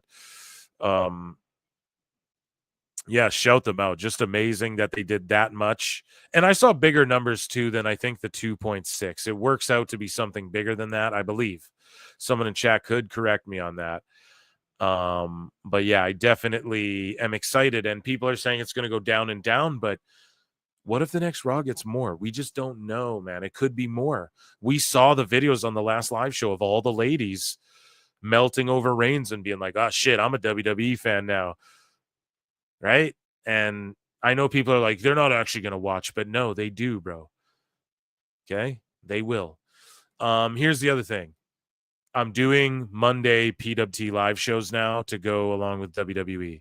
So I'm going to make a new song for Mondays, and then I'll let you guys vote. I think Saturdays will be For the Sicko song. Wednesday will be the Jericho song. That will be, and then I'm going to make a new theme song for Monday. But if it's not done by Monday, and it'll be more WWE focused. Don't fucking get mad at me, chat. Okay. I got to grind it out, but I'm doing a lot of other stuff and I'm dropping tons of, I dropped like 3 or 4 today and we're doing the stream and we did another pod. So it's amazing shit. And it's all because of you guys, man, that I keep going so fucking hard. There's so many of you now. I'd be letting so many people down if I just stopped doing that. Imagine if I disappeared. What would you all do? Go back to fucking Fightful Gossip and Meltzer or what? Where would you guys go? I don't know. So I got to keep doing this more and more. So Mondays, Wednesdays, Saturdays. That's the live show schedule. Anyways, shout out WWE, shout out Netflix. They're crushing the game. Top 10 TV show on Netflix in Canada. This was, I believe, NXT. Yeah, see that? Number 6. Number 6 on Netflix in Canada. I don't know. I'd have to see the Netflix Canada numbers. I have no clue. But I'll tell you this. I'm willing to bet that's close to Dynamite numbers just alone on that. Probably. It's not like, I know that there's like more people in New York than there is in all of Canada. I'm talking shit. I'm not saying it's 600K, but God damn it. That are watching on Max, Dynamite. I bet NXT's beating Dynamite on Max even. So just throwing that out there. Let's see what else here. Here's Kieran Culkin. So he wasn't sitting with his brother Macaulay, but they've been going to wrestling shows forever, their entire lives. And he meets CM Punk for the first time, and he won a Golden Globe. the night prior. So let's see this interaction. Massive fan. Did you just like win an award? Last night I won a Golden Globe. This is how I celebrate. And congratulations to you. I won too. I saw that. I won a Golden Globe. Oh, I won my match. I saw that. I don't know. Just a cute little interaction. Okay, here it is. So Raj Giri comes with the real numbers. He says WWE and Netflix announced that Monday's WWE Raw garnered 4.9 million viewers. Yo. And that's Netflix saying that shit, dude. Let's fucking go. So people are saying, oh, it'll go down. Okay, but what if next week it doesn't? What if they tip like a 5? That's all I'm saying. Invite a friend over next week, guys, and say, you know, that's all I'm saying. That wrestling's back, dude. It's fucking mainstream. It's hot again. Number 1 on Netflix means mainstream in anyone's eyes. Was the Tom Brady roast not the most mainstream thing where everyone's talking about it on every fucking podcast ever after it happened? All of this shit. Is Squid Game's not the biggest thing? WWE is the number 1 shit on Netflix, boys and girls and germs, right? And theys and thems. Right? So anyways, though, in the US, the show averaged 2.6, and this is globally. Sorry, so that was the number. I fucked up before.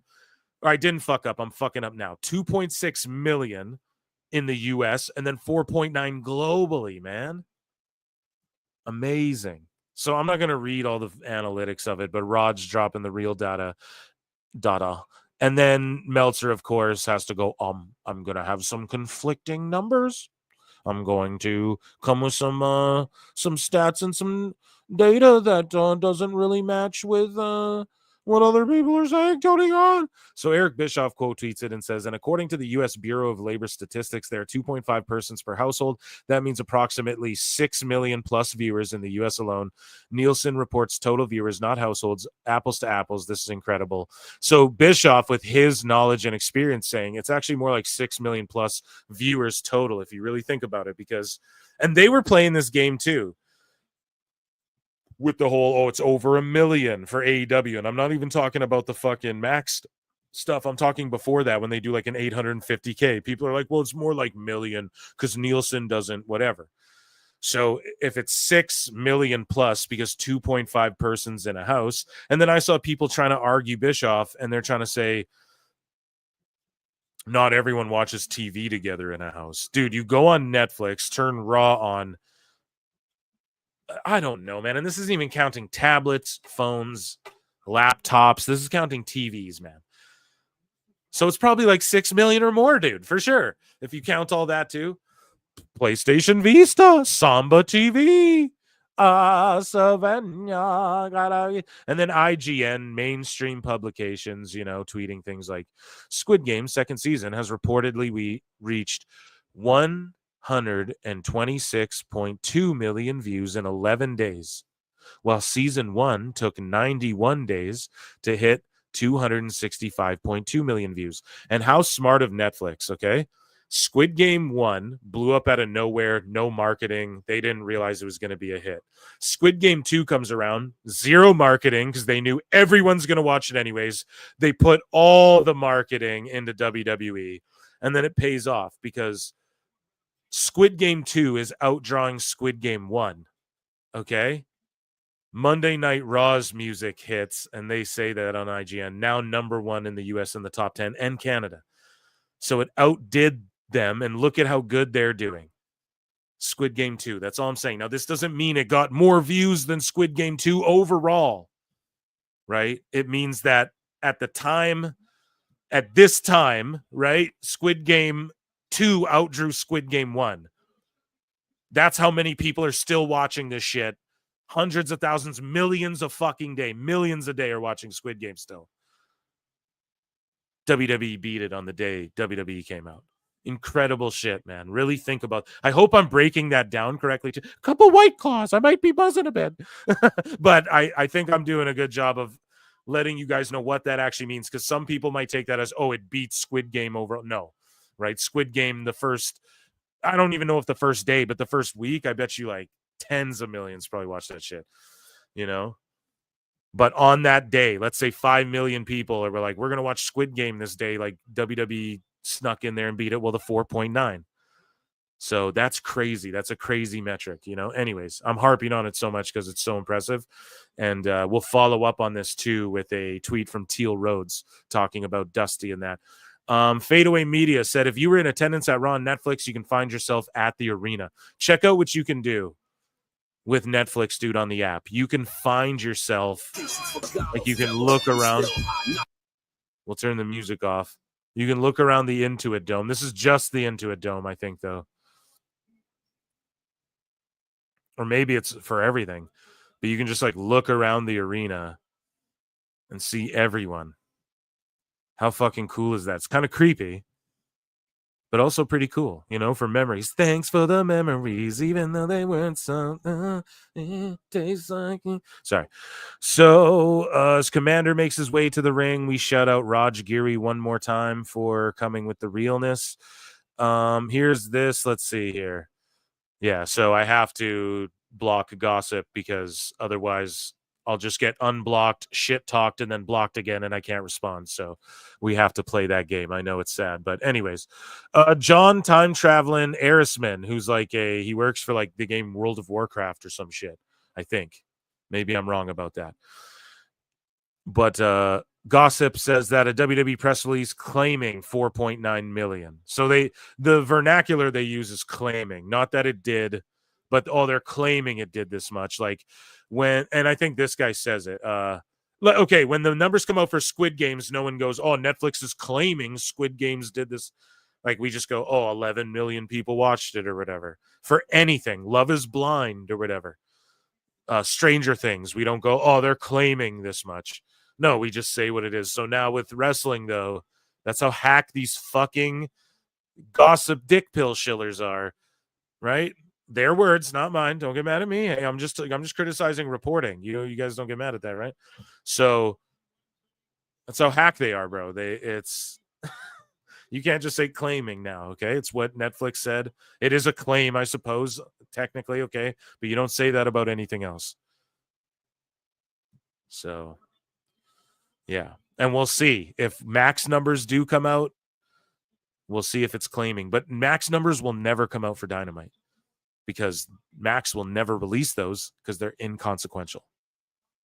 And it'll make them look fucking dumb to public investors and shit. Anyways, WWE's Monday Night Raw Netflix draws 4.9 million views. That's from Variety. So just mainstream, like Wrestle Ops. A rerun of NXT New Year's Evil 2025 is set to go head-to-head with AEW Collision this Saturday. So that's right now. And if the rerun outdraws like Jericho and Edge and shit, that's crazy. That's all I'll say. But it is The Rock. And I'm going to go out on a limb, and I said it earlier in the show, The Rock segment will outdraw whatever AEW's highest segment is. You guys feel what I'm saying? So anyways, Elite Club SOB per sec. Vince McMahon will pay more than $1.7 million, $400,000 as a civil penalty, and $1.3 million to WWE in relation to the settlement of undisclosed SA charges, pal. This is not related to the Janelle Grant case. So a lot of fucking wackos are like, "Oh, Vince is coming back." Dude, never, ever will that ever happen. First off, Triple H is doing video packages where they're talking about fucking work and shoot and stuff like that. They would never say that stuff. Heel and babyface. They would never say that if Vince was there. And shout out Cornette for pointing that out, because no one really talked about that until he did. But furthermore, just they're done with him. They're entirely done with him. There's no way. It's such bad optics. And this has nothing to do with Janelle Grant. This is completely separate shit. But he has to pay WWE. So it clears WWE's name. And then and them possibly like knowing anything other than probably Laurinaitis, who sort of copped to shit, allegedly. But who knows if anyone else did, right? But I'll just say he settled this thing and had to pay WWE, and he's never going back there. If he does try and come back to wrestling, though, that would be fucking hilarious. In Saudi, would I watch the first one? Yeah. Would I like review them and laugh at what catastrophic pieces of shit they are? Yeah. There's no way Vince comes back and then knows how to book wrestling that takes off. Like maybe it beats AEW, but it's not gonna hit the way WWE ever did, and no one wants to like support that dude. It's like Hulk Hogan. He can't. People are just over it. Vince, we're over it. You know, no one wants that. Anyways, would you like to see Ric Flair return at the Royal Rumble? Woo! No, fuck no. Hey, chat, you want to see Ric Flair return? Fuck no. Maybe if he comes out and has some wings or something. Okay, but no, I don't want to see him be in the Rumble. So, let's see. Vince McMahon, we have his statement here, and he says, the case is closed, pal. Or here, I'll read it right from his Twitter because it's funnier that way. Okay, so shout out Cultaholic, but here's what Vince put up, okay? He says, the case is closed, pal. Today ends nearly 3 years of investigation by different governmental agencies, pal. Well, there has been a great deal of speculation about what exactly the government was investigating and what the outcome would be. As today, pal, resolution shows much of that speculation was misguided and misleading. Misled you on my plane. In the end, there was never anything more to this than minor accounting errors. Bro. Vince, you're a fucking wacko, buddy. You what? Oh, man. With regard to some real personal payments that I made several years ago while I was CEO'd, I just paid a few whores back then. What's the problem with that? Linda knew about it. Come here, pal. I am thrilled that I can now put this all behind me. Vince, be careful how you word things, right? I don't know if we should talk about anything going behind you. You what? Shit gets behind you and shit gets messy, okay? Literally and figuratively, all right? So I don't know, man.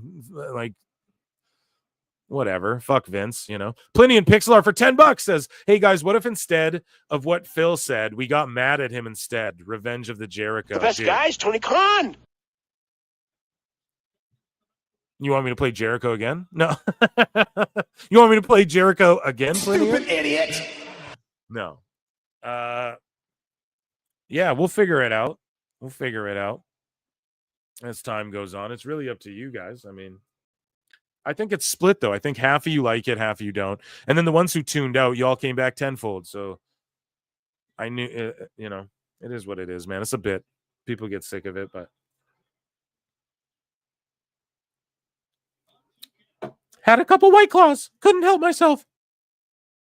Ray J's World for $5 says, Jessica Carr looks good in the new. And here, I'm going to give all of you a round of applause in a minute.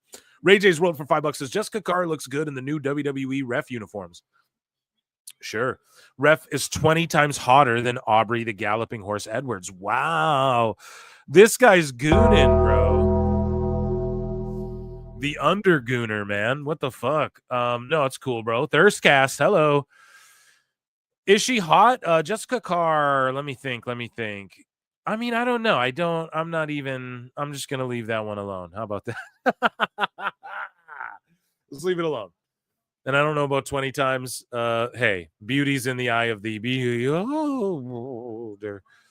Right? Shadow Bad Ash for $10 says, gotta love how when Fightful and their ilk gossip, numbers, and stats about WWE, they have to state it's a claim or rumors, yet when it comes to AEW, they state it like it's fact and totally legit. Well, exactly. You see it all the time.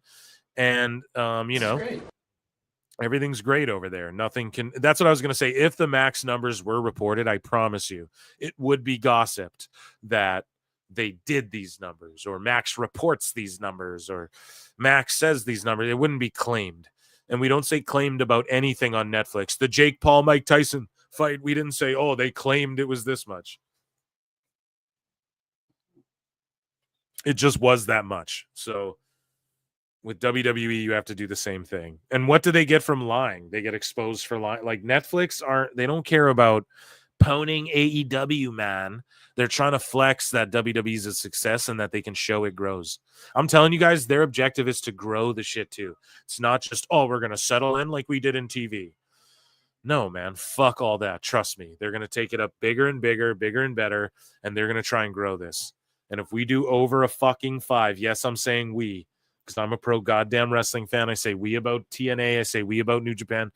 If we can do a fucking 5 million on a WWE show, holy man. Holy, I'm going to invite some people over. Nick Chivers for $2 says, Phil, my name rhymes with Rivers. You fucking Marco. Fucking Mark! Oh shit! I keep saying Nick Chivers. He's like it's Nick. He's like it's Nick Chivers. You Stupid idiot! You stupid wanka. Oh my goodness, dude. I'm so sorry about that. But how the fuck am I supposed to know? Jesus Christ. Nick Chivers. Nick Chivers. I like that better. With Rivers. Nick Chivers. I'm such an idiot. Fuck, that popped me hard, dude. Thank you. KD Kennedy became a new member. KD Kennedy. What? Kennedy. Welcome and thank you. And round of applause to everybody who super chatted. And round of applause to Nick Chivers. Okay.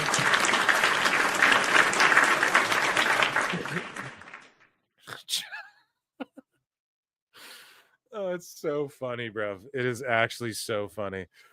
Okay, so moving along.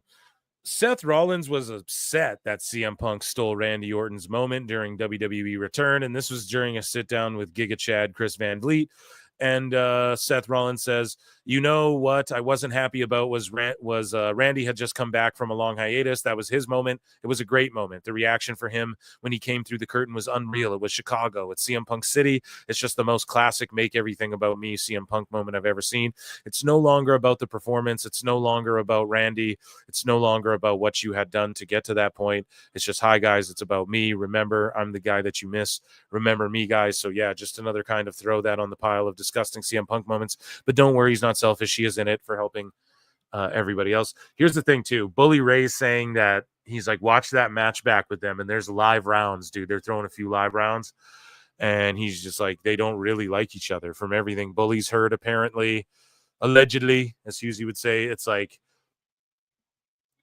they don't like each other, but they're professional. So all this talk of, oh, Punk's a pussy, he wouldn't get in there with Hangman. It's just bullshit, you know? It's like when you're caught off guard, that's one thing.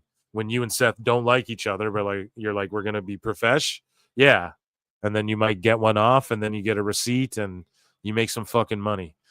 And they both understand that. So good on them. Here's what Bret Hart thinks about Hulk Hogan. Let's take a listen to the GOAT. Do I like Hulk Hogan? No, I don't. I think he's a phony piece of shit.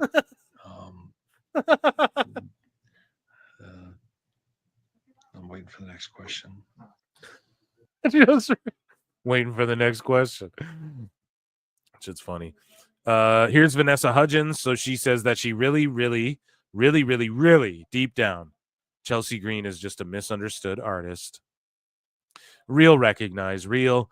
WWE is reportedly considering bringing Ric Flair back to appear at the Royal Rumble. We already covered that. God damn it. In Mexico, I believe this is in Mexico. Correct me if I'm wrong. Penta El Zero Miedo shirts for those in need, right? We see some folk here who have some, I believe this is a disability. They have disabilities or so, right? I'm not trying to, or maybe not. Is that clown paint or so? I have no idea. Someone could translate this for me. Los Destrampados prepararán un increíble show des campismo. That was my first. I didn't really look at this. Maybe they're clowns. Her hands look tied. I don't fucking know. Someone tell me. But they're wearing fucking Penta shirts. Okay.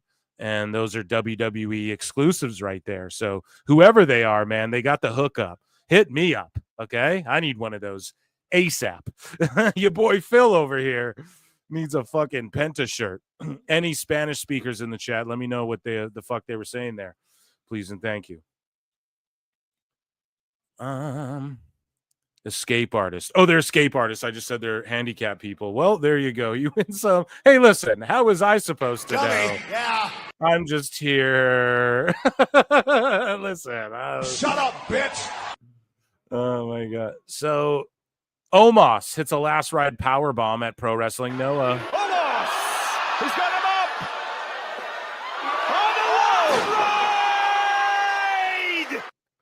Boom. Just fucking last rode him. Oba Femi issues a warning to The Rock for stealing time from him. And Oba says, at the moment the time was being stolen from me, I wasn't even aware it was being stolen from me. Maybe if I knew, I would have gone up to him and been like, hey, Uncle Dwayne, what are you doing? I'll let it slide this time, but next time Uncle Dwayne comes in and steals time from me, there are going to be problems. Damn. Oba Femi trying to work his way into a goddamn match with The Rock. Shut up, bitch. That'd be awesome. It won't happen, but it'd be fucking awesome. Kurt Angle talks about with Dirty Dutch Mantel, story time with Dutch Mantel. Kurt Angle talks about his backstage fight with Eddie Guerrero. And this was just a hilarious story I had to bring to the show. WWE lore here. You remember any dressing room fights that you personally witnessed? Yeah, I had one with Eddie Guerrero. So what happened there? Well, Eddie, a real fight? No bleeding? Yeah. What They happened got there? broken up pretty quickly.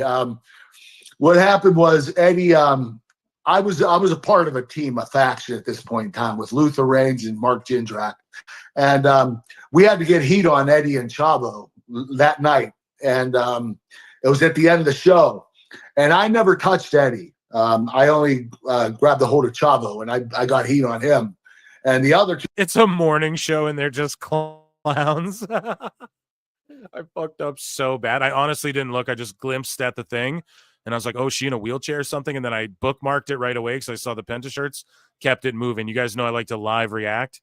So, yeah, it wasn't until I big screened it and I'm looking at it on live on the air. I'm like, yeah, so these, I think they're just clowns. So bad. I fucked up. Anyways, shame on me, Chad. Shame me. No, here we go. two got heat on Eddie.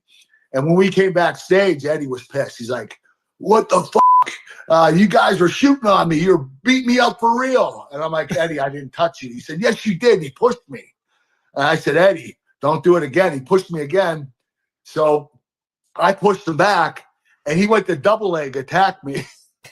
and I sprawled on him, and I got him a front headlock, and I started choking him out.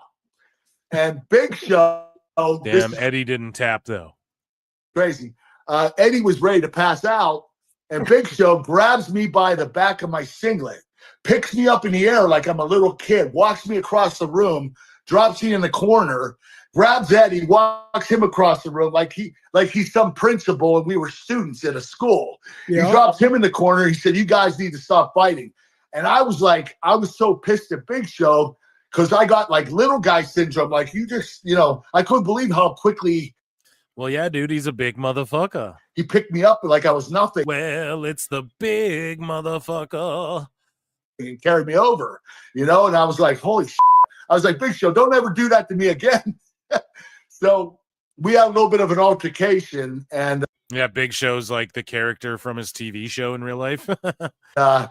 So afterward, I went up to Eddie and I said, Eddie, I'm sorry that this occurred. He said, I'm not ready to apologize yet. I said, what the f did you say? He said, I'm not ready to apologize. That's Big Show's job in AEW is just carry Tony Khan to and from his car like that. Oh, shit. I'm sorry. That's mean. I said, let's go. We started going again, and Big Show broke it up again. Damn, yeah, Eddie was a real one, but he went kind of crazy on Kurt there. But anyway, speaking of real one who's willing to go crazy, Scott Steiner says he buried the hatchet with WWE for Braun Breaker, and Triple H recently offered his son an NIL deal. That big jack football dude has an NIL deal. So there's no teases. Steiner just stooged it. Let's hear what he has to say. I left with a lot of hard feelings, you know what I mean? But even the gimmick's still dyeing his beard and hair, you gotta still bleaching it. At some point you gotta let it be. You can't be angry the whole time. You can't hold a grudge. Plus the fact some people that you have a grudge against probably don't even know anyways. So, and I didn't want to screw up anything for him. So I just buried the hatchet. And matter of fact, Hunter called me the other day, maybe probably 3 weeks ago, and offered my boy an NIL deal. So, oh, nice. Yeah. So that's awesome. No, yeah, no, I buried Hatchet. How old is he? The next gen, dude. We got like Breaker, Steiner's kid, Henry's kid. Fucking madness. Amazing. You know, Umaga's kids. So Odyssey Jones breaks his silence in regards to false allegations that led to his departure from WWE. So WWE, we're going to implement Odyssey Jones. They call him up to the main roster. A year goes by. Another draft happens. He gets drafted again. He still doesn't show up. All of a sudden, they plug him in with the New Day. He's like replacing Big E. And then all of a sudden, he's fired from the company. And then they just move on with the storyline without him. What happened, you ask, Phil, right? Well, we went over some psychotic tweets that someone was tagging Odyssey and tagging fucking WWE in for like a long time, you know, repeatedly. You know, Odyssey, we were on vacation and he whooped my ass and, you know, he threw a bottle at me or whatever, right? Crazy shit. So, well, I don't want to call him crazy the situation's crazy, not the person, but let's head over to nodq.com, the old school, and see what Odyssey Jones had to say. Oh, he actually cut a little video. Can we watch? My name is Amari Palmer, aka Odyssey Jones. Hopefully this isn't a million hours long, but let's check this out. And first and foremost, I'd like to thank Jesus Christ, my Lord and Savior, for giving me the strength to get through these difficult times. As always, all glory to God. Secondly, I would like to say Happy New Year, and I wish you all a great and safe 2025. I'm making this video to address the false allegations, these false claims. He's reading this shit off of fucking DocX, you know, off of Google. What is that shit called? Google Doc. Are coming from a party that I used to prior engage with.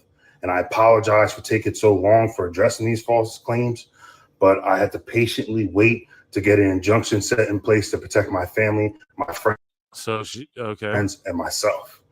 I'm currently taking legal action against said party, so I can't speak too much more on it, but there will be more information to come. So she got through. It's like a legal thing. She must have got through that because there was this woman spam tweeting all the time. We covered it on the show, saying crazy shit that he allegedly did on like a vacation with her or something, you know?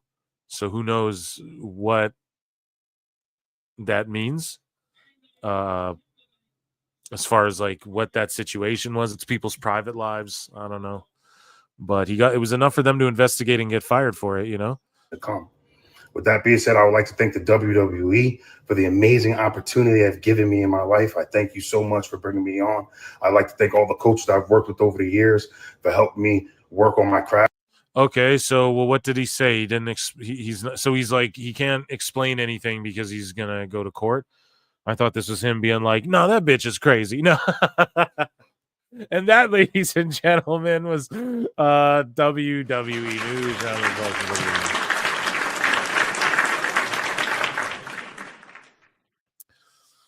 So, chat, we got sickos, we got Meltzer, we got sickos, we got Meltzer, we got sickos, we got Meltzer, we got sickos and Meltzer.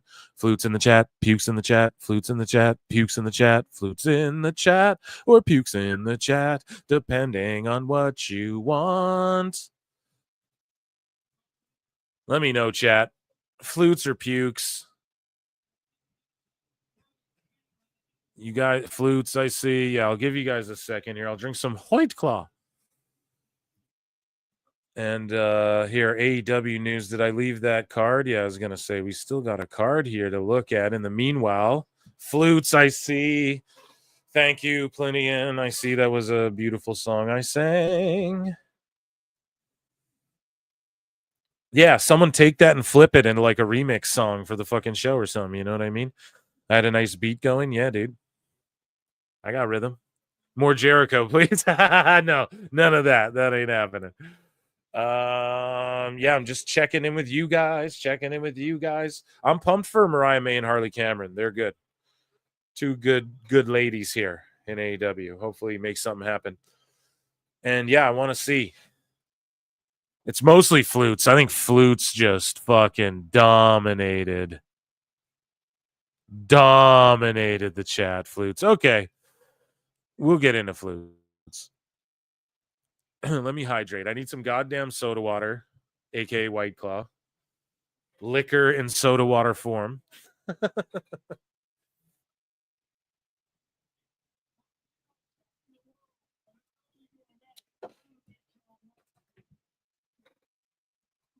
Will Hobbs saying he's going to make Moxley his bitch. Damn. Prison style. And then, yeah, they're hyping up Kenny. And then they're showing highlights from Wrestle Dynasty, but they couldn't promote Wrestle Dynasty because of some deal they had with Max. That's a real thing. It's a real fucking thing that I covered.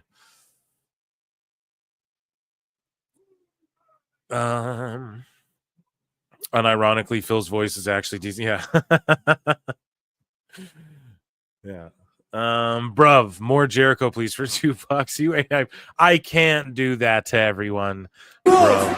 Maybe if you guys get it up to 200 likes, I'll play you more Jericho. But if you don't, there's like 300 people watching. That's across 2 channels, though.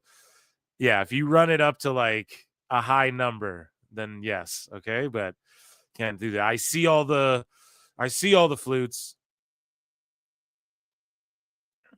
We're gonna get to it. I'm just taking my sweet time. I'm just taking a few sips here and enjoying checking in with chat.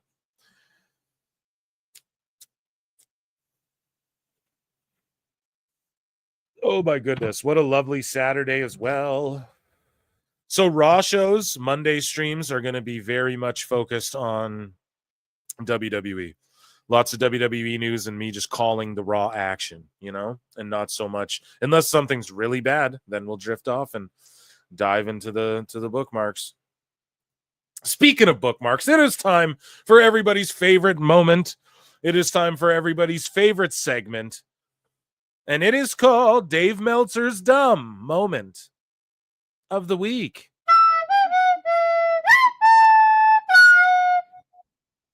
So Dave Meltzer had an epic meltdown over Raw on Netflix. The first thing I need to bring to this Dave Meltzer segment is the fact that he didn't actually tweet anything about the Raw. Go and look at his fucking Twitter. Okay, I'm not going to go do it. But I did check. I should have screen grabbed. But the day of the Monday Raw on Netflix, he tweeted like 2 things. He didn't tweet one goddamn thing about it. Not a this was good. Not a that was great. Not a the best guys. Tony Khan. Nothing. He had like 2 tweets. One of them was like, oh, I'll be looking for the numbers. I won't know till later in the week or something. That was it. He didn't have anything to say about the show during the show, after, around the show. He just hid like a little bitch. And that's what this segment's about, is Meltzer. He just hides like a little bitch behind his message board, away from WWE and away from Marie Shadows and her newsletter. He got triggered by Marie Shadows' newsletter like the day after she was on PWT 2 days in a row. She did PWT 2 days in a row. We talked about him both days. And then she dropped a newsletter refuting his shit. He got triggered by it. We're going to cover that. It's fucking hilarious. And we don't have her private emails, but I know what was said between them. And I'm not going to like verbatim, but yeah, we're going to basically remind Dave he needs to do better. Okay, chat? Dave needs to do better. Okay? And you all need to remind him of that. And that's what we're going to do here tonight. So anyways, Dave Meltzer. This is according to Cultaholic. Or this is via Cultaholic, and Meltzer here says, people backstage in AEW believe Malakai Black is gone from the company. And I covered this before, but just to give you verbatim what the Observer Radio says here, Meltzer says, if Malakai gets mad because he got mad last time, I just want him to know that he needs to get mad at the people in the back, because the people in the back believe he is gone, for whatever that's worth. Tony Khan. So here's the problem with this, right? And I covered it before. Let's say he's not gone. Meltzer is just stooging that people back there think he's gone. And then he's like, who the fuck is talking about me behind my back to Meltzer and shit? Do you guys understand what I'm saying? It's so gross. It's incestuous. Why the fuck would you stooge this? Stupid idiot. I don't understand why he'd stooge this if this was the case, if he didn't know. He doesn't know. So he's like, well, if Malakai hears this and gets mad, why don't you reach out to Malakai? Why don't you just ask him and then compare it to this? And then you can come and say, we reached out to Malakai for a comment. He didn't have one, or he denied whatever. This is what he had to say in comparison to what they're saying over here. My prediction would be this. That's my, you know what I mean? I don't got to tell you why. Allegedly, maybe, that's all you got to do, man. But instead, he can't even like pick up the phone and do his diligence and do things properly. It's pretty gross. And shout out Malakai. Hope he gets, better treatment than this. So Dave Meltzer tweets out in response to this guy named Chuck McDuck, who says, "It was all honestly bizarre. It will take years until we get the real story of Cody's exit from AEW." And then Meltzer says, "Cody's issue was with Tony, and both promised to never speak of it." And then I quote tweet it and I go, dude, it's weird how so many people who actually know what they're doing in the pro wrestling business don't understand what TK is doing. So odd. But they're all just fed drones. The best guys, Tony Khan, right? Like, why does anyone with 2 cents not understand what the fuck Tony's doing over there, right? That's all you have to ask yourself. It's not even trying to be a hater. Harley Cameron got them juggas, as Quentin Rampage Jackson would say. Pro Wrestle Times here. Myself. Oh, yeah, that was where I went viral for roasting old Meltzy. Look at that. Holy. Meltzer said what? Tweets this out.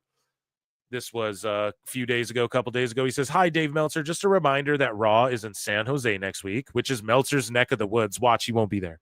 And as the unbiased journalist who travels the world to see AEW, literally goes to Japan to see AEW, along with attending New Japan Battle in the Valley in San Jose, in the same place, right? He attends Battle in the Valley with 1,000 people there. He's not going to go to Raw. Watch. I know you won't want to miss the live Netflix Raw experience for perspective. Right? Meltzer said what the GOAT, calling him out because he ain't going to be there. So Dave Meltzer says Video Amp lists Raw on Monday as 2.6 million U.S. homes, more than double the usual other service. More than double the usual. Other services have different numbers. If Nielsen has a number and it does list the top 10 streaming for the week, it would come out in about a week or longer. And then I just quote tweeted it and I was like, Dave, he's still holding out hope. Is that a cute one, chat, or is that cringe? I don't know. Let's continue along here. Raj Giri. So we didn't get to cover this one. This is the last little insult, the little barb that Raj threw out there that I missed when I covered their war back and forth. But Meltzer goes, I've been covering the business for 50 years. I may have, actually written about drawing tens of thousands of times in that period. But also I've eaten great food in restaurants that didn't sell as many Wagyu beef steaks as McDonald's sells burgers. It's just the dumbest comparison ever, dude. The dumbest fucking comparison. But anyways, Raj Giri says, if 2 places serve Wagyu beef and one is consistently packed while the other is always empty, there's a good chance that one of those restaurants suck. Exactly. So Meltzer comes out and goes, this is all he said. This is all he said about the Raw on Netflix, I believe. Or no, what day was this? No, this was a few days ago. Yeah, maybe this was like after, this is Tuesday or so. I can't remember, but he goes, I will have a very detailed look at the Raw numbers in the new issue. You end up with a lot of contradictory numbers is the best way to put it, but look at it with more depth than anything I've seen out there. He said he'll look at it with more depth than anything else he's seen out there. And he'll see a lot of contradictory numbers to Variety and IGN and Netflix and everyone else. This fucking glizzy gobbler, man. You what? Trying to say that he's going to have contradicting numbers. Because of course, but if AEW did, he would not. He'd be like, no, Video Amp is the real. Fuck Nielsen in the ear. It's all about Video Amp. Tony got the best trackers, Video Amp. What the fuck is going on here, dude? It'll be more in depth than anything else I've seen out there. More in depth than Thurston, who actually agrees with Netflix and gave Netflix kudos. Even Thirsty Thurston did. But no. I'm going to have contradictory numbers. He thinks he's more legit, dude, than like real. This doesn't fly because now Netflix is the real entertainment business, Dave. NXT and WWE's mainstream, huh? The guy who runs CW or whatever is tweeting at Dave Meltzer, telling him he's fucking wrong. Because now everyone's like, oh shit, WWE's our hot commodity. We can't fuck this up. Look, it's booming, it's surging. No one's trying to fuck WWE up right now. Used to be WWE trying to not fuck things up. Now everyone's like, we can't fuck up with WWE. I'm telling you, dude, you're on the wrong side of this, just objectively. Teal Rhodes had a beautiful tweet we'll get to in a minute, sort of backing me up on this. So I just said, someone come get his old ass. He's just an old coot. Meltzer says, he responds to someone who says, why do you always move the goalpost, Dave? And Dave goes, I don't. That's the funny part of it. Meanwhile, we can pull up the tweets of him saying, viewership is by rating, and then viewership is by demo. So that's literally moving the goalpost. Oh, okay. Sorry, Dave. It's flip-flopping and being a hypocrite. You know, like, how do you want us to word it? Baby ears? Fuck is your problem? Anyways, moving along. Glenn Gilberti responds to that and says, by your admission, ratings competition in wrestling was for total viewers for years and years and years, but you changed it to the demo when AEW came along. You couldn't find a better example of moving goalposts than that. Exactly. So I went and screen grabbed and chronicled Meltzer's Raw Meltdown here. And here's Dave Meltzer melting down over Raw on Netflix, part 1. Meltzer says, in response to John D., who says 2.6 mil is the U.S. number, they said. Meltzer said, that was a household number from Video Amp, not Netflix. Dave, Netflix uses Video Amp to get their numbers, and then Netflix did announce, so now Dave's lying because Netflix did say that, and they said 4.9 million worldwide. We just looked at the fucking things that said it. Stupid idiot. I can't even fucking say anything clever. We just read the sheet. We just looked at them on the show. You can pause, rewind. Let me work it. Let me search it. Let me thing down, flip it in reverse. You do whatever. You can turn it upside down with Mark Maron. And it says what it says, bro. Holy shit. He's trying to say Netflix didn't say. It's Video Amp. Video Amp is what Netflix uses. They don't use Nielsen. So, because it's Netflix. Dave, you fucking moron. So Meltzer goes, he responds to Johnny N now. So John D, and then Johnny N comes in and goes, there's no way 4.9 million is concurrent viewers. So just a hater. Yeah, it is globally, bro. And Dave at least gives it credit and says, worldwide, that isn't implausible at all. It was almost surely more actually, but Netflix can't measure viewers per home. Dave, that's why they use Video Amp. And you're right, they can't, because people also watch shit at home on their tablets, laptops, and phones. So it was more. It was fucking more, okay? It was more than this even. And you know this. But you're a fucking shill, bro. Dave Meltzer responds to Johnny A. No, I'm just joking. Mark Abrams, and says, well, whatever Netflix sends out is probably true because they are publicly traded. Oh, Dave's gonna listen to this. Netflix listed a worldwide homes number, but not a U.S. number. Yeah, it was 2.6 million, Dave. There are 2 other services that also monitored U.S. homes, and the trick is to compare this to what Raw did on USA and SmackDown did on Fox.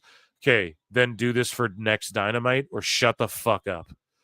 Do this, and I want to see the same tweet on Wednesday. Or shut the fuck up. Sorry, guys, I'm going off. It's the White Claw. So, and the trick is to compare this to what Raw did on USA and SmackDown. Okay, to figure what Netflix means in the US compared to cable and TV networks. They mean how many people watch the show, Dave. You never ask this question when you watch Stranger Things. You never, ever thought of this ever. And the real people in the real entertainment industry now, this is out of your hands, Dave. This is out of the gossip, fake, fucking dirt sheets now. This is back in the mainstream. This is pop culture. You know, when Travis Scott comes out smoking a blunt with fucking Jey Uso, like this is, and you got Lil Yachty in the crowd marking out over Goldberg sitting next to him, and you got Topanga in the crowd, and fucking all these people that, you know, grown-ups with their kids now look at as like heroes because it's like member berries, you know, it's nostalgia for us, and it's full circle, dude, and y'all are fucked up. Dave is so fucked up for not celebrating this as a wrestling guy, as a guy who made his fucking living off wrestling. And people get mad at me. Oh, do people just hate? What is it? Just haters? Dave's been hate watching wrestling since the fucking 70s. He's been hating on motherfuckers. What are you guys talking about? Jesus. Anyways, we move along. He's got more, dude. So Dave responds to SE Scoops, who goes, were there viewers per household metrics when Raw was on cable, or does Netflix have any viewers impression metrics they use? Dave goes, and look, he got 4 likes with 9.3K views, dude. He got almost 10,000 views. 4 people like this because they feel bad for this guy. And it's like, you're actually restarted, you know?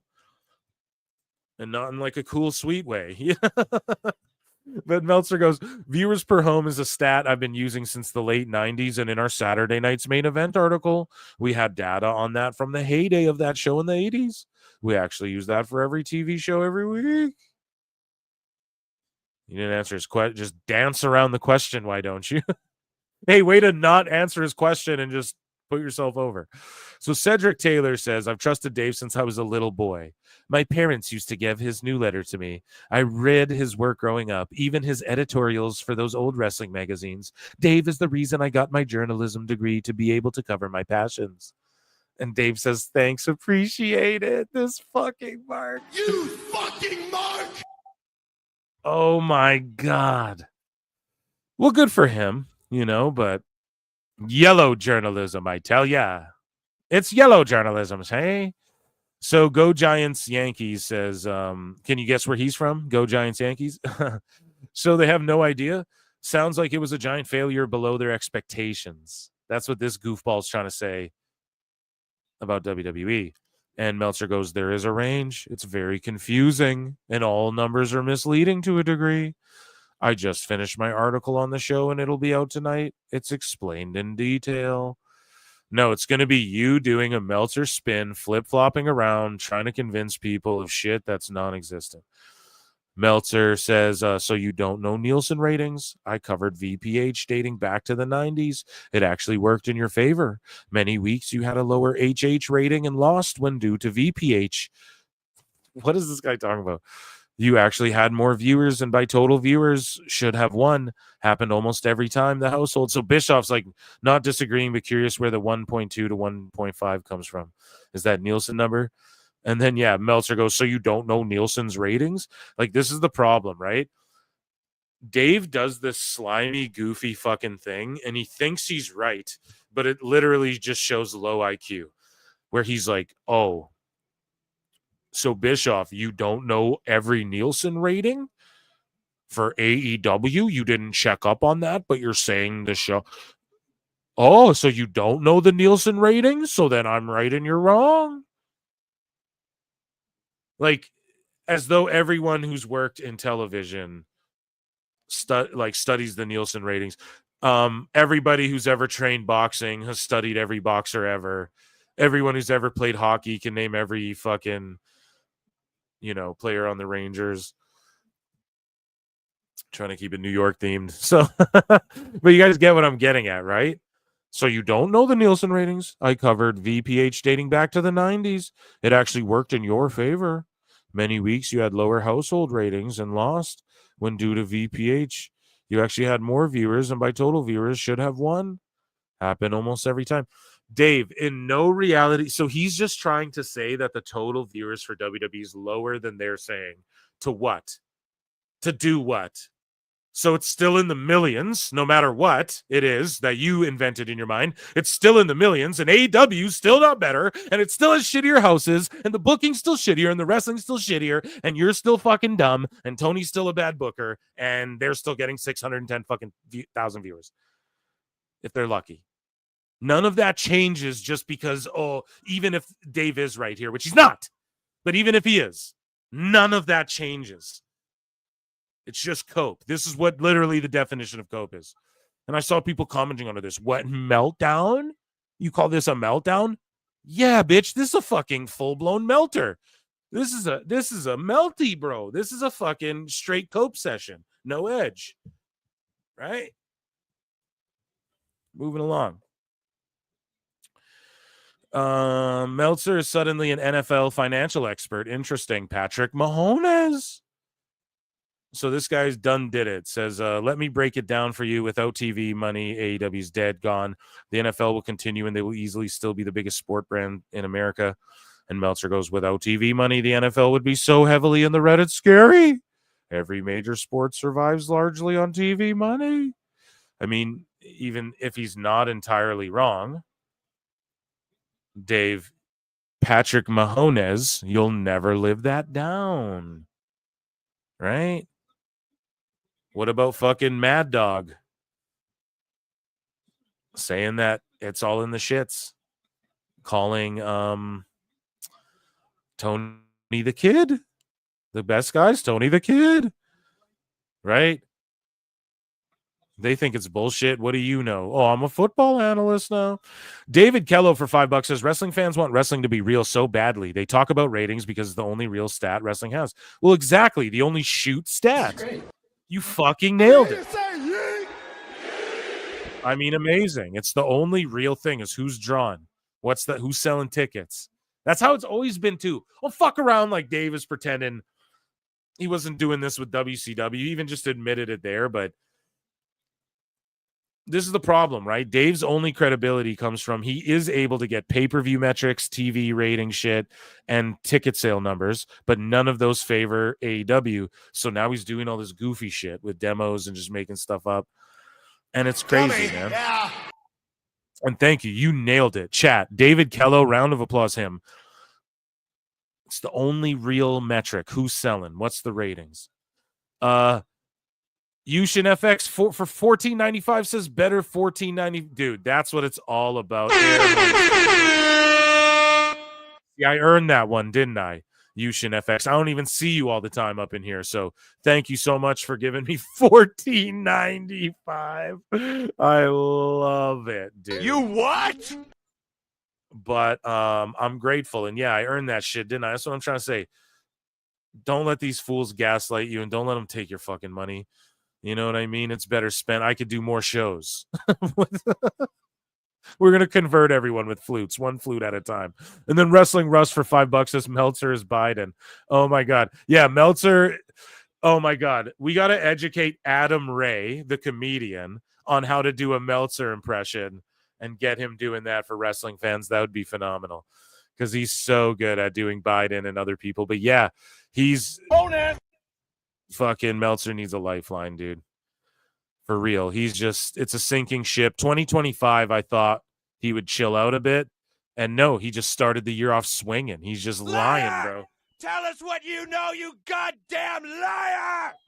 And he's coping through his teeth. And it is what it is, you know. Coper's going to cope. Just round of applause and acknowledgement to all of our lovely super chatters and everyone in chat. You're all good. Acknowledge me! And hit that like. Okay. Here, chat. Yeah, I want to check in with people too. I'm so sorry. I'm just going off. We had a lot to get to, you know, had a lot to do. George Capture, just because. Oh, come on now, George. George used to get the newsletters when they were come like on now, Eric. Thing. So he could tell you, but $14.99 just because Osprey, you know. Thank you very much. Guys, Tony Khan. And yes, I'll give you all another round of applause. Hit the like if you want us a free way to support, or the dislike. Whatever you need to fucking do. But just hit something. There's lots of stuff to click down there, George. Thank you. Top mod of the top pod, of course. The top mod of the top pod.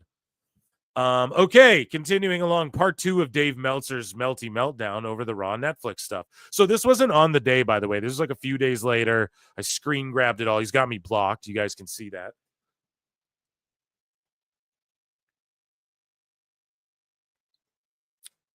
I'm just chugging down a White Claw really quickly. It's like water. It's kind of like fizzy water. I don't know.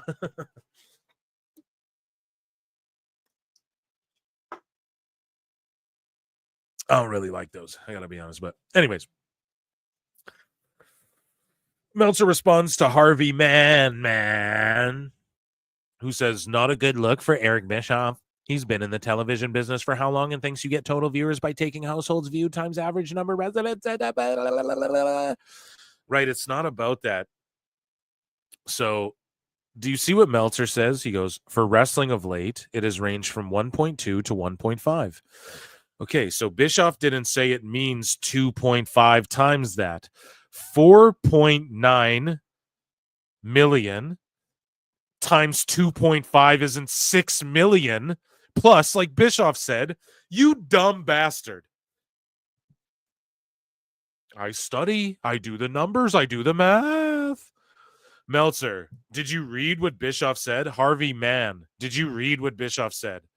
Bischoff said the average person in the people in the household is 2.5, and they did a 4.9 or a 2.6. Oh, actually, maybe. So 6 million plus. Oh, maybe that is what Bischoff did. And I just botched because I thought it was 4.9. So I'm a dummy and I'll pull it back. Dummy, yeah.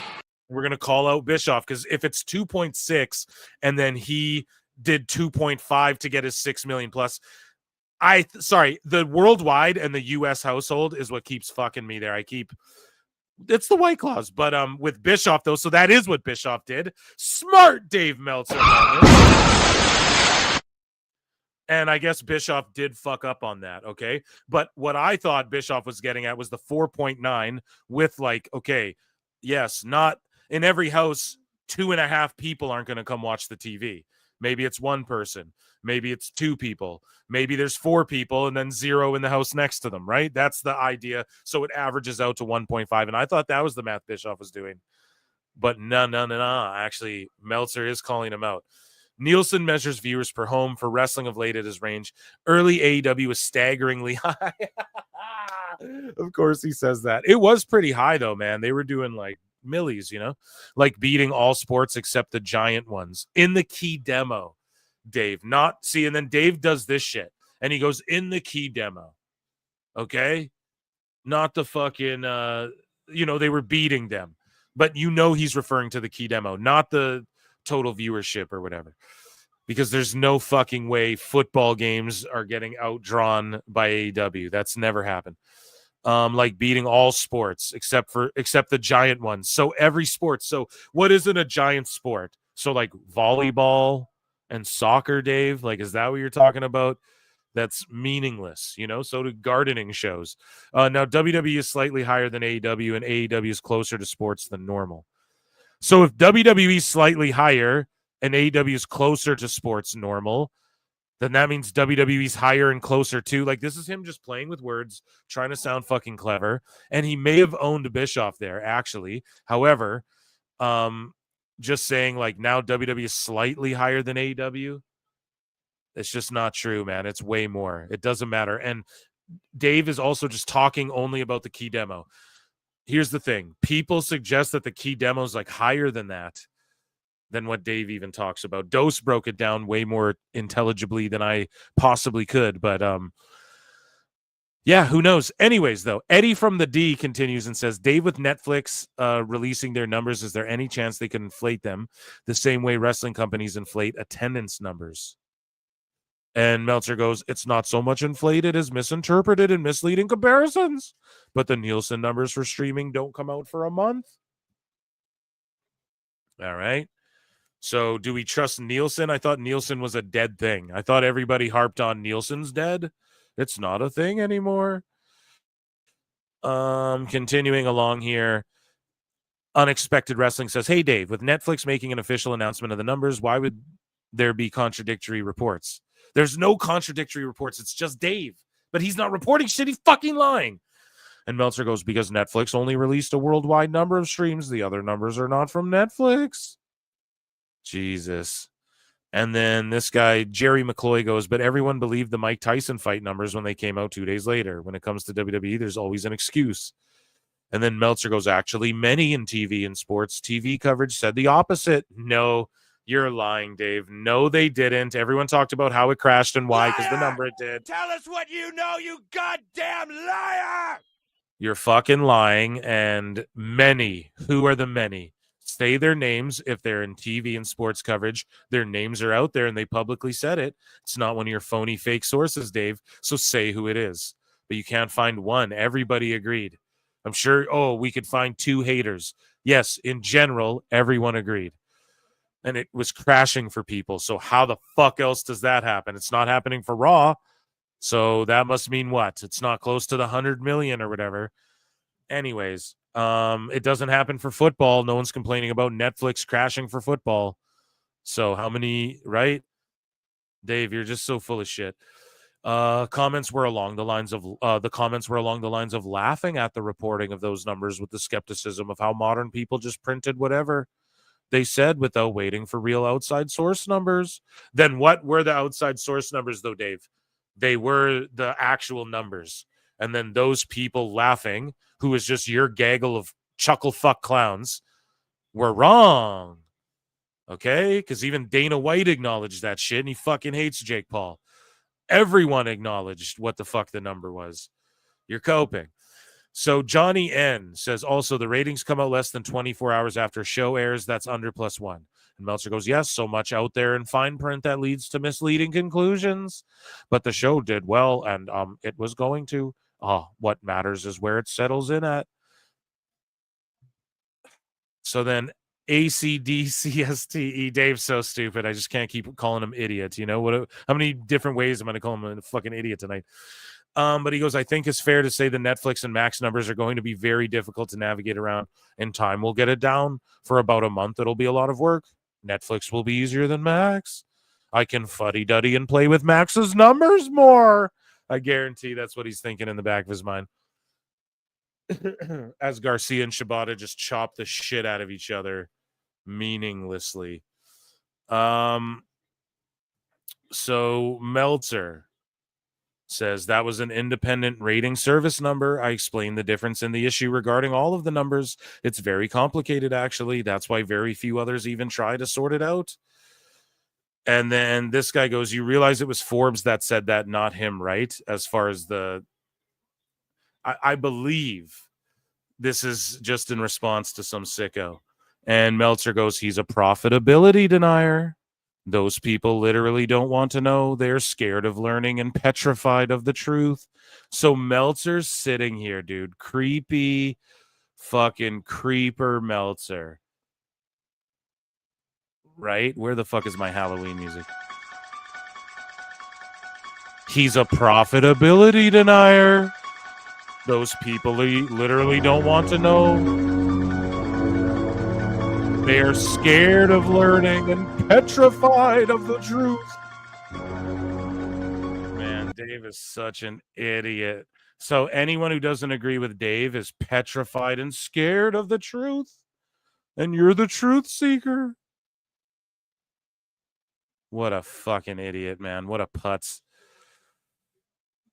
Let's see what chat's saying here. $2 better late than never. What's up, Phil? Nothing, man. How you doing, dude? Good to see ya. We're just chilling, roasting Meltzer. You know, the same usual shit. You ain't hype for $2. Says no White Claw, just whiskey. Philly Phil, man up. Yeah, I drink like different stuff. You know, if I know you listen to the show, but like I'll have wine or beer or whatever. So I have a few White Claws in the fridge. I'm like, might as well get through Collision. But thank you. I will man up. You ain't hype. We don't all have manly names like you ain't hype. And then Yushin FX for $5 says, listen all the time. I have a 1-hour drive to and from work. So maybe not live, but I'm around. Just caught a live for once. Keep it up. You fucking mark. You fucking mark. Well, thank you very much. I will. Don't text and drive. Don't look at what Dave's saying on the screen. Just listen. That's why I try to babble it all out for you guys. So that you can just listen as well and enjoy it as like an audio show too. You know what I mean, bro? And yeah, wish you the best and be safe on your fucking journeys, man. And I'm glad that people are using this show to pass their drives and stuff. You know what I mean? Because that shit can get tedious. Okay. Where are we at here? We got a few more. It looks like we got a lot more fucking Meltzer. Holy lick. So Goldberg will be on the 4th Netflix Raw, which comes from Atlanta. Goldberg has agreed to do a retirement match this year with Gunther, the probable opponent. So there you go. Dave Meltzer reports that. It's probably the truth. I mean, that's what we've heard this whole entire time. So moving along here. This guy responds. This guy works. Yeah, I said it before. I think he works for like World of Warcraft. Senior QA for WoW gameplay. Okay. I don't know what the fuck that means, but I just quickly glanced at his thing, gave him a follow. He's been listening to the show. So shout out John Time Traveling Erisman. He says Nielsen will not be more accurate than Video Amp. Sorry to break it to you, Dave. You do know who has accurate data, though? WBD through this fun thing called AIM. Don't worry. I can assure you they release this data. House of the Dragon hit a season 2 high in viewership with Sunday's finale, which drew 8.9 million. So Dave's like, it'll be easier to get Netflix's numbers. Meanwhile, no, that's not true. It'll be easier to get fucking AIM or Max's numbers if you go to WBD, who has this thing called AIM, and they can tell you exactly how many people streamed on Max, so on HBO and Max. And so Dave doesn't know that either because he doesn't study the fucking business like he claims. He's just a projectile little goof.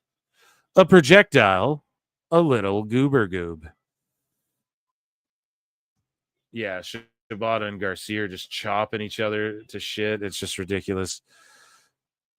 It's like the dumbest thing ever. Oh, my goodness. So Wrestle Purist says, I watched this and was like, dude, just make the guy. Oh, yeah. So this is what Meltzer had to say about the fucking Kenny Omega versus Gabe Kidd match. Now, I watched it. I reviewed it with Marie Shadows. It was a great match, but it wasn't the best match ever. You know what I mean? It wasn't my favorite match ever. It was really good. I think Gabe Kidd stood out more than Kenny Omega, just my humble opinion. You know, perhaps that's wrong. But let's see here. Dave Meltzer goes, I watched this and was like, dude, just make this guy AEW champion. You know what I mean? They should, though. I don't even know if that's really the right idea. Well, then why the fuck would you say just do that? But I'm watching this going like, this guy should just be the god of everything. It was unbelievable performance. Dave Meltzer, Kenny Omega should be the god of everything. He should just be the god. He should be my god. Oh God. The best guy is Tony Khan. What the fuck, man? Dave is a kooky motherfucker. You guys know what I mean? That is insane. He should just be like the god of everything. God of what, Dave? Like your whole world? You know? Your booty hole? What do you want? No, that's no judgment, Dave. Just admit it. That's all I'm saying. Just admit the shit. Oh man, I'm teasing. But for real, he should just be the god of everything. The fuck you talking about, man? It was like a decent match. Kenny was just selling his ass off really hard the whole time. And of course, he gives it all the stars because it's like an actual fucking wrestling match where he's selling his stomach the whole time and people pop for like an abdominal stretch when Gabe Kidd locked it in, the Inoki special. But anyways, Dave was coping. So after the New Japan stuff, Chris Charlton got suspended. And, Glock Meltzer was, fapping to the super wrestlers, and he didn't have time to really look into the Charlton stuff, I think, as much. Well, he says New Japan told him whatever the fuck. But Marie sent out a newsletter. She appeared on PWT a couple times, and then Meltzer gets mad, and he emailed her back. Now, I'm not going to tell you guys what he said in the emails, but he got triggered more than this. And so they went back and forth a couple times, and Marie just owned him. And so he went to his fucking message board and he's like, who is Marie Shadows? I got a blast email where she came up with this idea that I made up Charlton being suspended because NJPW didn't put out a press release. Started doing the anti-Dave stuff. I nicely told her that Charlton was suspended. He wasn't even on the show the next day, which is the point she raised, Dave. and how multiple people in multiple companies confirmed it. Today, another story about how multiple people in multiple companies. What companies? So New Japan and AEW, like just name the companies. Today, another story about how I made up Charlton being suspended. And she was just speculating. But also Dave ran to his fucking little message board, his paid message board because he fears Marie. And Bixenspan was quote tweeting this too, being like, oh no, because Bix is a little greaseball. And so I quote tweeted and I was like, LOL, Marie Shadow. And also Dave is like, I sent her. Where is it? He said something I nicely told her. No, he didn't. He was very rude and condescending. And it was about 2 sentences. And I'm not going to say what he said, but chat, we need to remind Dave he needs to do better. Okay, chat, flutes and do better, Dave. Do better. But yeah, he's very schmarmily condescending to her. But anyways, I quote tweeted and say, LOL, Marie Shadow seems to have triggered troglodytes Dave Meltzer and David Bixenspan. Meltsy could have just emailed her back, but instead of getting owned again, he ran to his safe space message board to play pretend. I swear these two just hate women. I had to go at him, bro. He's going at my homie. Anyways, Mr. Wrestling 6 says, this is a quote of Dave Meltzer, and Meltzer goes on to glaze Kenny. Just globble his glizzy and he says, I remember when Shawn Michaels came back against Levesque. He won't call him Triple H, he calls him Levesque and Dwayne. When Shawn Michaels came back against Levesque at SummerSlam 02, and he had a hell of a match. This Omegaverse kid was like 3 levels above that. 3 levels above Triple H. Oh my God. 3 levels above Triple H and Shawn Michaels. Stupid idiot. He just loved this match. It was really good, but it wasn't but there was a lot of just standing there chopping back and forth too at a couple parts, because that's what you have to do in every New Japan match.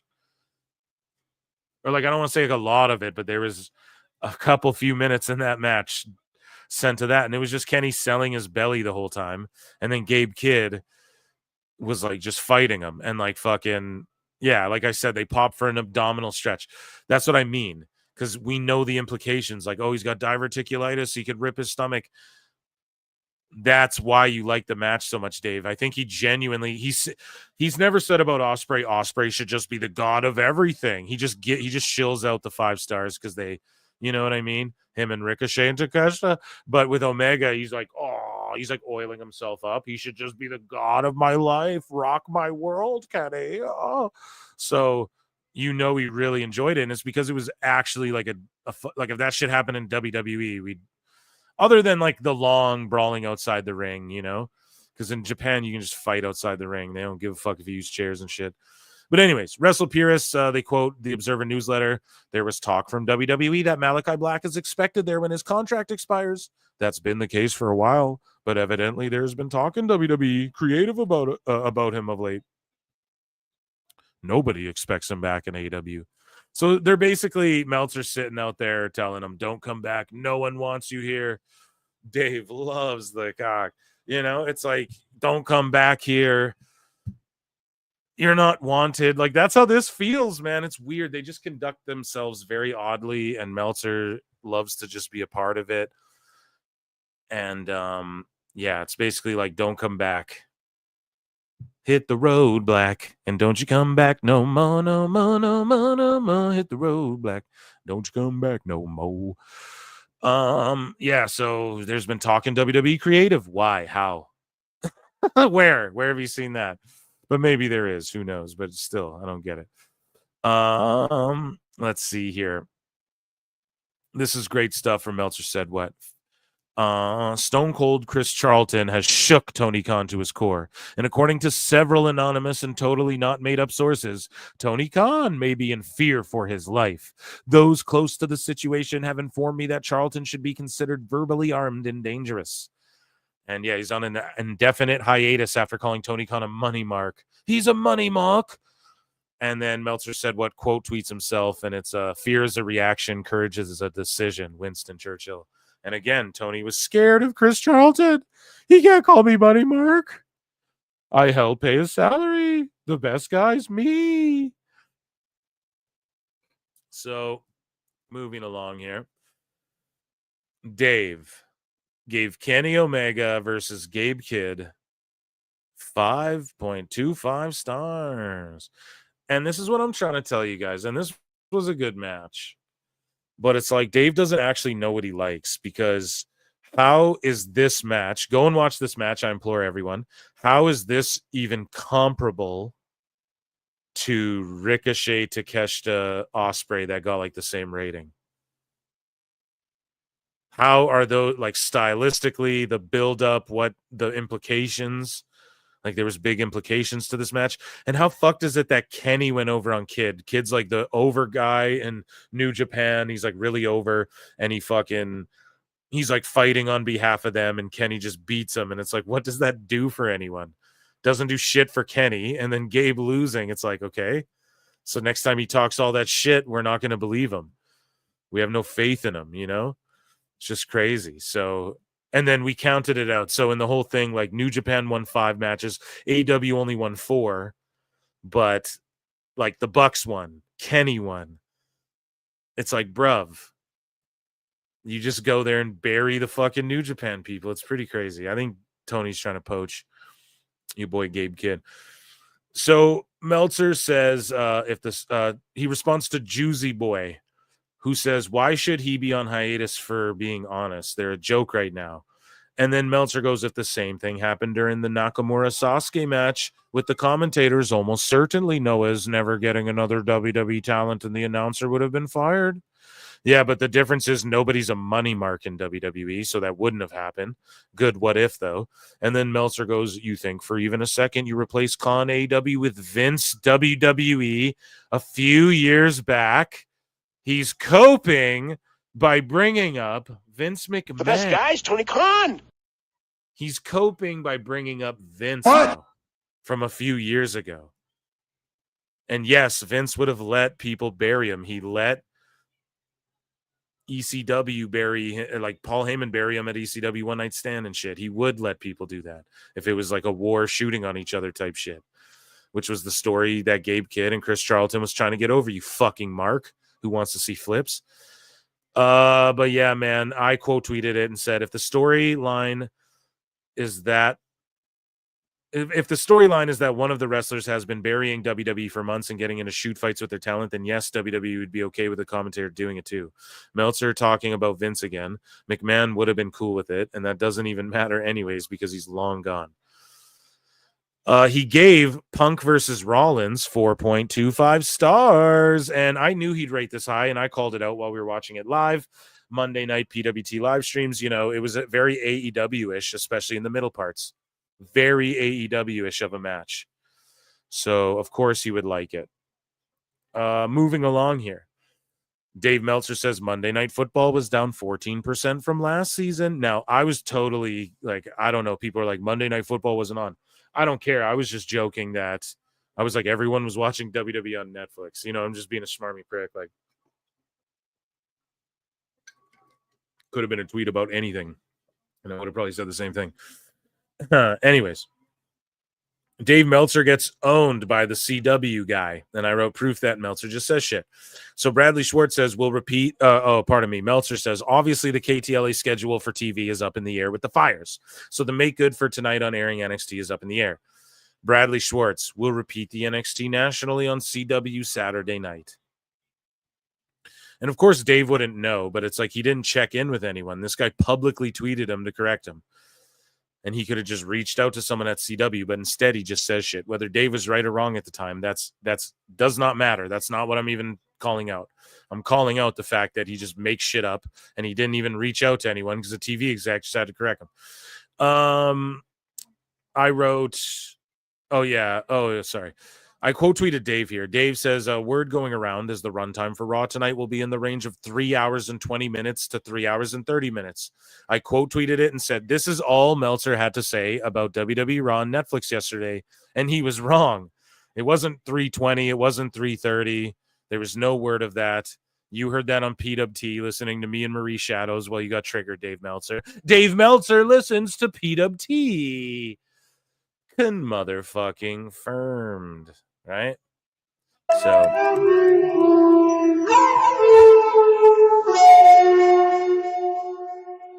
SmackDown will eventually be back to 2 hours. Not sure the story behind that because you're not sure of any story you fucking talk about.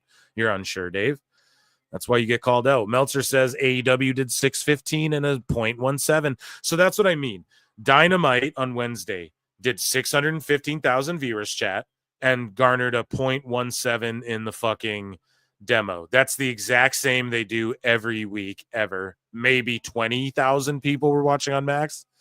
You know, it's inconsequential. It means nothing, and nothing in the key demo especially.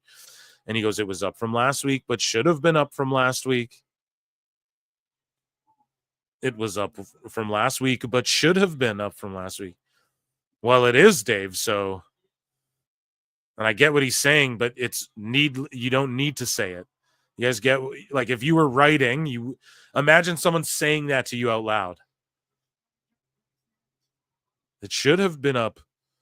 Well, it was, Dave, you know? Sorry. Shit irks me. Unless we know the migration of the TV viewer subset to Max, it's really hard. It's really hard to evaluate. No, they have the AIM reports, Dave, and also it's like 20,000 people. Use your fucking head. It's really hard to evaluate what this means just yet. Challenge, NBA, and Fox News were all above usual. Bro, they're not hitting 1 million. It's not a bunch of new Max users. It's a bunch of marks who are like, oh, fuck, I have to get Max now, for the most part. Yes, there's some people but most people are clearly just still watching on TV. You dumb bastard. So I love when Meltzer whips this one out too about CMLL. He loves to use this stat about Americans, the people CMLL selling the most people are fucking from America. I love this.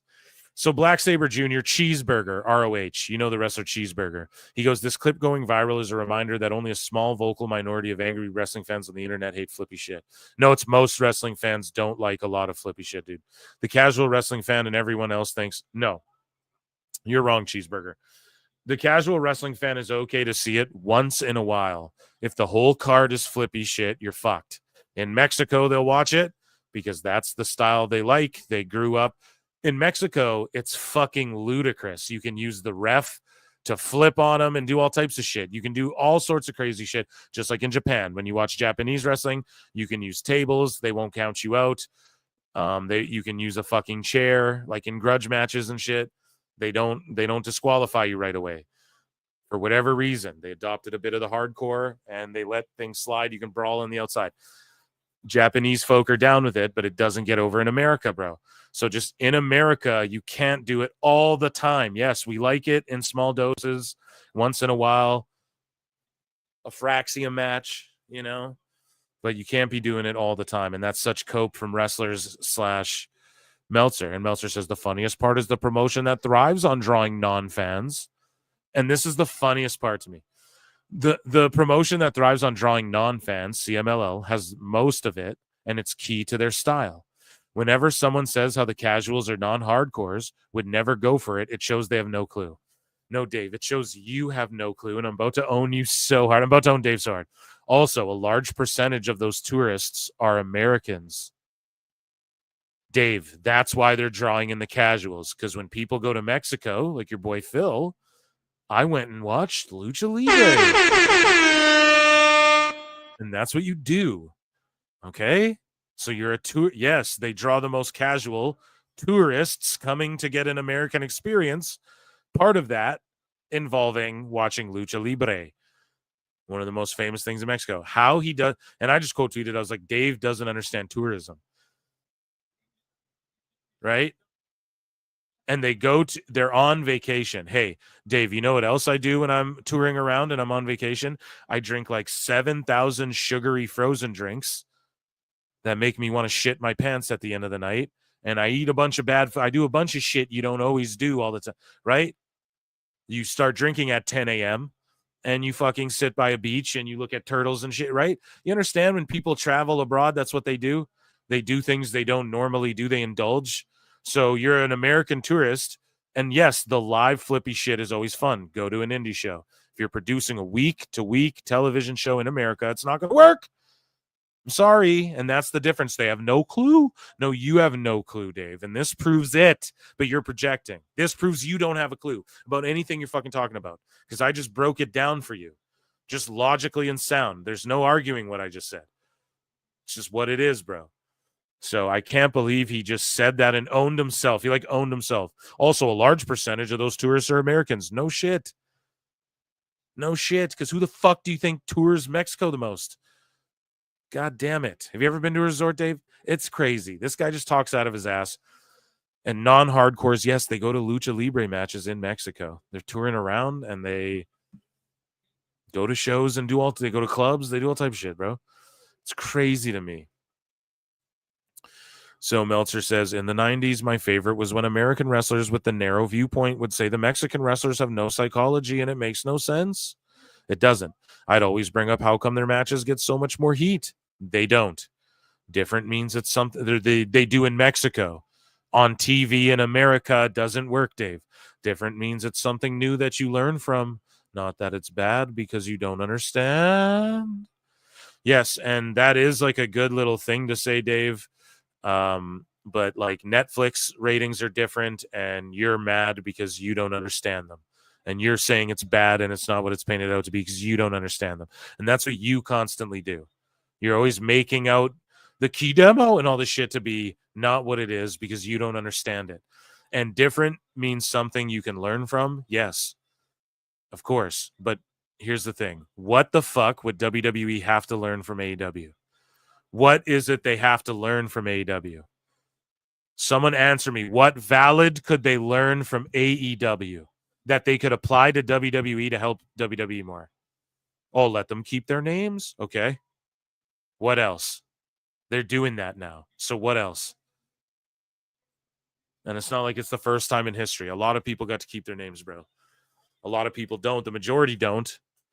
But it's just silly. Like, what could they adopt? Their merch game? How to market? They're hiring a fucking marketing guy or whatever. A sales guy in AEW. What could they learn? Oh, different means you could learn. So you just want to see more flips and injuries in WWE?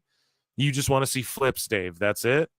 It's not that anyone doesn't understand it. People understand that style is not good for longevity and for building superstars around. If WWE is going to invest millions of dollars into a superstar and cut commercials of them for Netflix promo, they're going to invest in them and not want them to like break their fucking neck to please you for 5 stars because you're a dumb mark who's never fucking been outside of a paper castle, bro.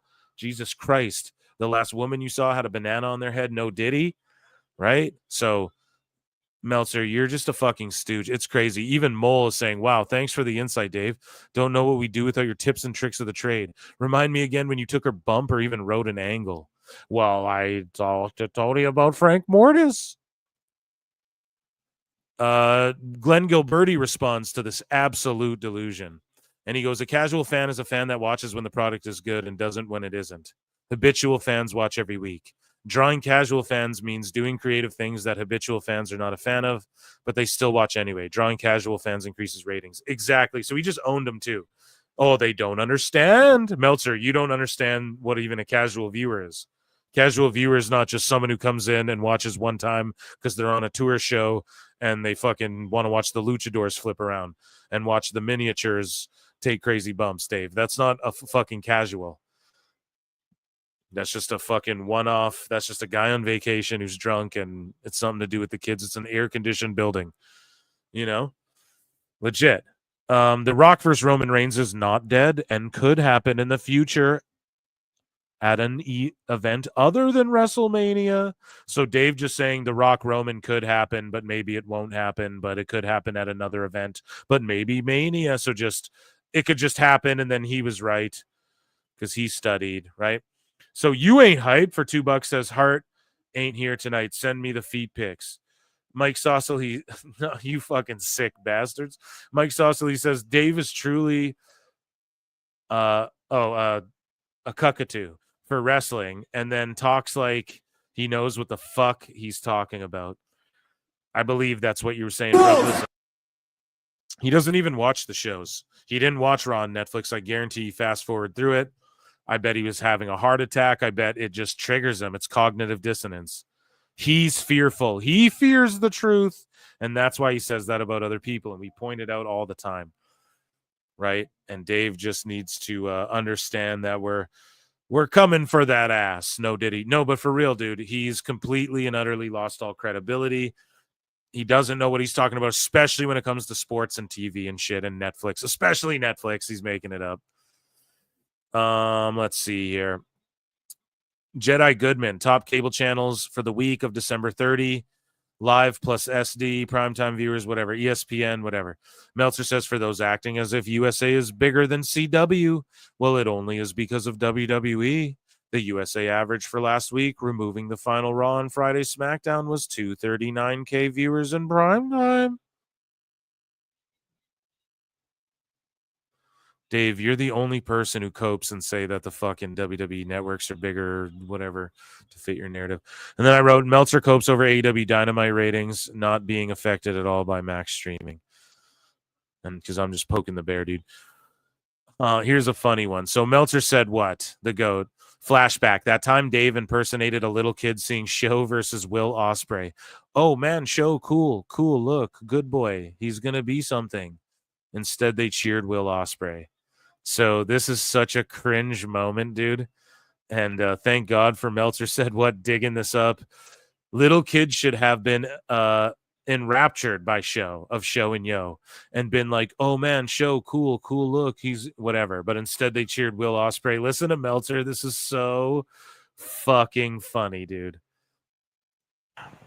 I know little kids who were at that show that went home and they were just enraptured by him. And they're not enraptured by a guy because he, sells his hand really well, or because he, knows the timing to make a comeback, or even, and the whole match was about Show getting over, not him anyway. Yep. So, and they weren't talking about Show, they were talking about him. So if anything, like, little kids should have gone, oh man, Show, cool look, good body, he's going to be something. They were all talking about Will. So he's got a connection he's got the superstar connection with little kids, which is interesting because everyone knows that's the, the audience, the missing audience. Yeah. They need to get. So, and he can get it. So that was a really interesting, fascinating thing, because that's something that he never got it. And I think Shota Umino's like a John Moxley type guy, rides a motorcycle and shit. So I don't really think Dave was on to anything at all. I would never know from watching New Japan World or even going to Japan, because Japan, the audience is different. When we saw it in front of like a real live audience of, normal wrestling fans. I mean, not completely normal in the sense that obviously these are all New Japan World subscribers and Wrestling Observer subscribers. Mm-hmm. You know what I mean? When you have that. Those are the normal people, the New Japan World subscribers and the fucking Wrestling Observer. You what? Oh, man. 800 people, whatever it was in San Francisco, in a big market like this, that's a pretty select group. But there were little kids there. Yep. And there were families there, so, but it was interesting just to, get that reaction of how he connected with them. Yep. Wow. I don't know. Is Show Shota Umino? I thought Show, like from Show and Yo, became Shota Umino. Maybe I'm wrong about that, but I think either way, maybe I'm totally off and botching that myself. But we're trying to shill New Japan and we're trying to shill TNA here, folks. Let's see. So Meltzer says, so Alan Cheapshot says, just got done with WK and WD. So Wrestle Kingdom and Wrestle Dynasty. Kenny Omega versus Gabe Kidd was on another level. And then Meltzer goes, he was Terry Funk, but with more athleticism. And I quote tweeted and said, Dave Meltzer calls wrestlers Terry Funk because why the fuck not? And he'll just throw that around. They're gods. Oh, they're gods. Let me gobble your glizzy, my god. My god. Terry Funk. So the legendary story of Dave going to PWG. This is in 2019. This is a throwback, Dave Meltzer. Moment of the week. We'll give you another flute. How about it? So this is how Wavy Davy got his name and why he's such a flip-floppy shill. Meltzer said what? Post this in 2019. This is the legendary story of Dave going to PWG, Battle of Los Angeles, as the crowd chants 5-star match, 5-star match, as they wait with bated breath for Dave to throw 5 fingers up in the air, while Ricochet and Ospreay stare at him as he receives kisses from wrestlers. And this is what I'm trying to tell y'all, right? Wavy Davey, this is why he thinks his way of wrestling or all that bullshit's going to work. Oh, this is why he gives Ricochet 5 stars, and this is why Ricochet's like, I'm going to AEW to be a cringe lord. And all that shit is because, man, they love Meltzer. They were at PWG when Meltzer's in the crowd and they're all chanting 5 stars and they're wrestling for him. And he sticks his hand in the air and and he feels like a god to these people, man. And they bow down and they respect him and they show him the love that the other wrestlers, the real wrestlers, the serious wrestlers in this industry wouldn't ever fucking give him. And I'm not trying to diminish wrestlers like a Will Ospreay or anything like that, but we just got to call a spade, man. You know, this really seems like he's just gobbling the glizzy. That's all it is.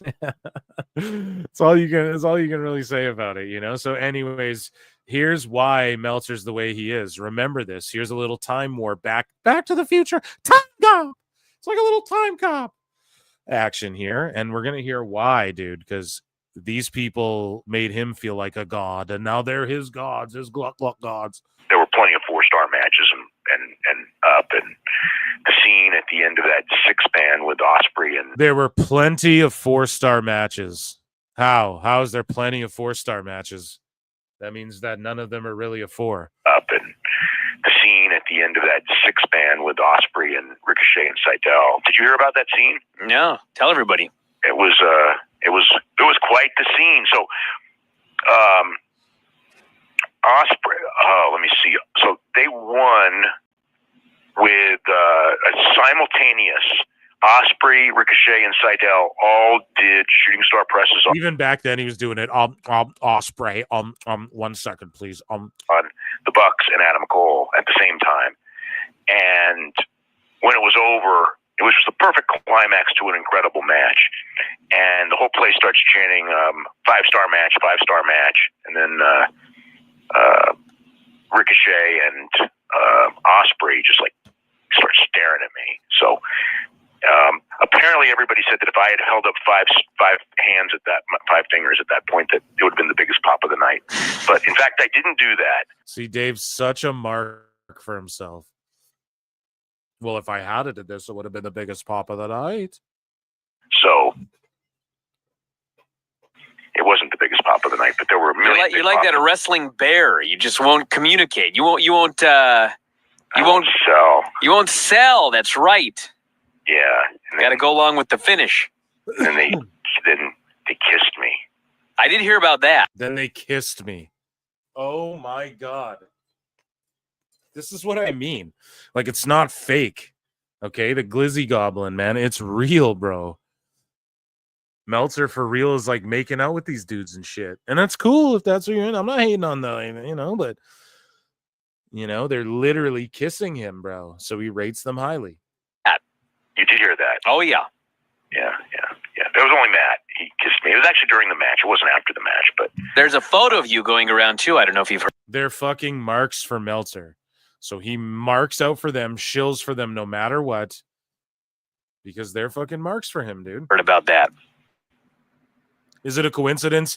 Dudes were kissing him and acknowledging him at PWG and making him feel special, and then those guys happen to be getting all the 5-star matches ever in the universe, more than Kurt Angle, when Kurt Angle thinks Meltzer's a fucking stooge.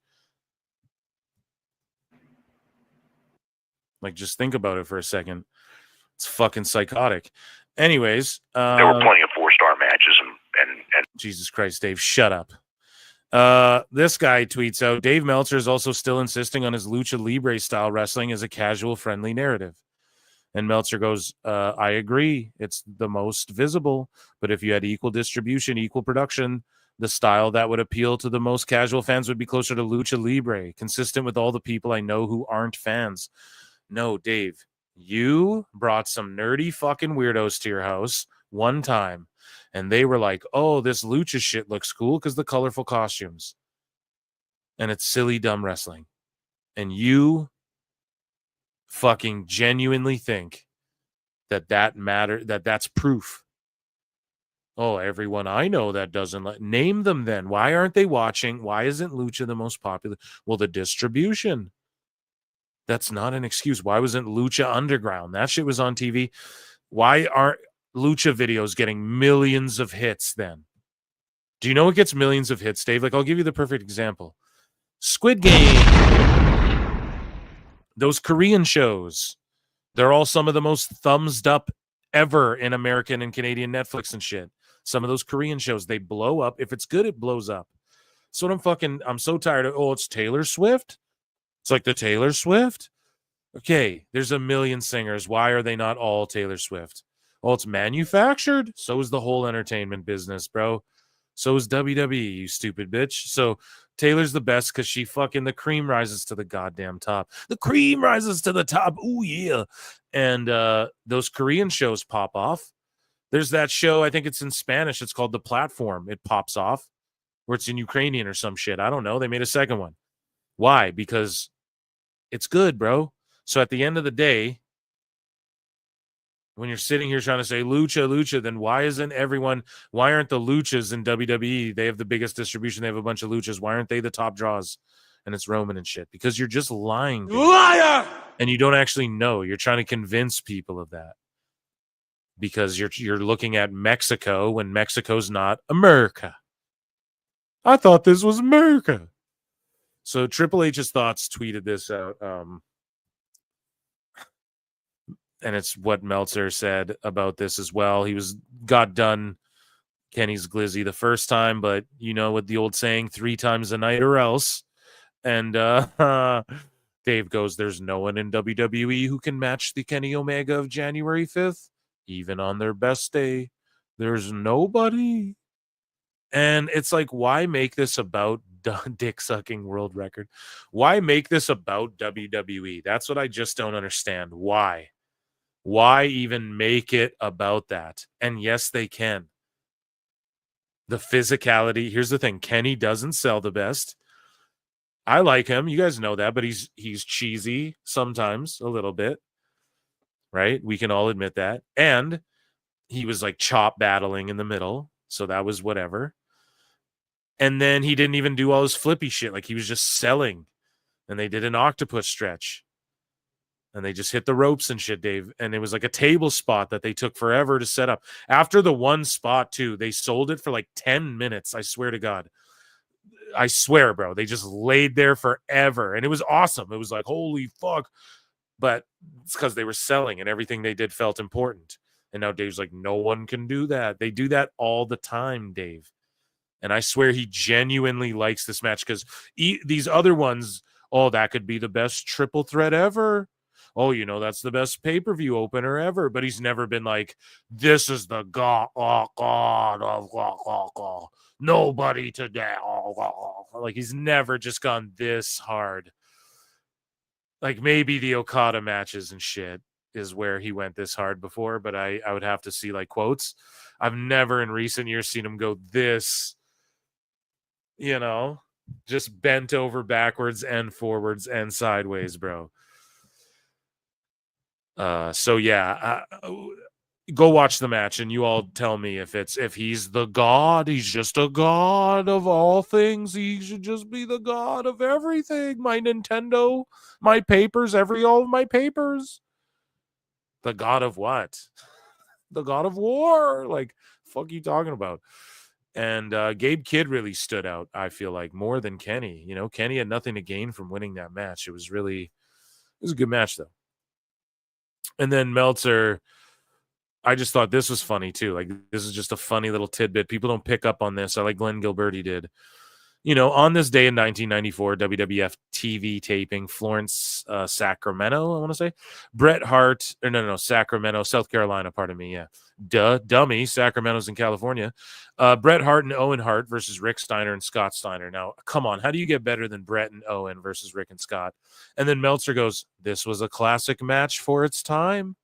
This is what I mean when Dave is like, they just don't understand and they're fucking stupid and blah, blah, blah, blah. They think Sacramento is a state. No, but this is what I mean, right? Dave Like, if it was a classic, then it's just a classic. Oh, that was a classic Muhammad Ali fight in its time. What do you mean? It's a classic. So that means it's a classic, which means it's a classic, right? Do we have to pull up the definition of the word classic, Dave? Like, what the fuck are you talking about, man? So this was a classic for its time. And then Gilbert's like, for its time. What does that mean? It's like, exactly. What? It's a classic. That means it's a classic, which means it's a classic, motherfucker. Means it doesn't go out of style. It's a classic. I don't understand. I just said classic 700 times, but I just don't get how Dave is like, they don't understand. They're stupid. They blah, blah. So in that time, it was classic. But then as time gone on, it's not a classic. Then it wasn't a classic. Fucking idiot. Stupid idiot. Where's my stupid idiot? And that was, ladies and gentlemen, Stupid Dave idiot. Meltzer's great, very, very dumb moment of the week.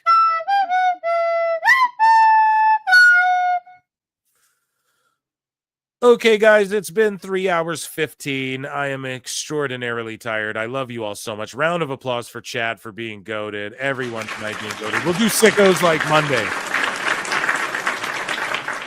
We'll do sickos Monday, dude. Live stream Monday. I also have a cool Royal Rumble live stream planned for you guys. Also, like, yeah, on the Royal Rumble PLE, but like a run-in I'm going to do where I'm going to play like this game for the Rumble that I'm stealing from Wrestle Talk.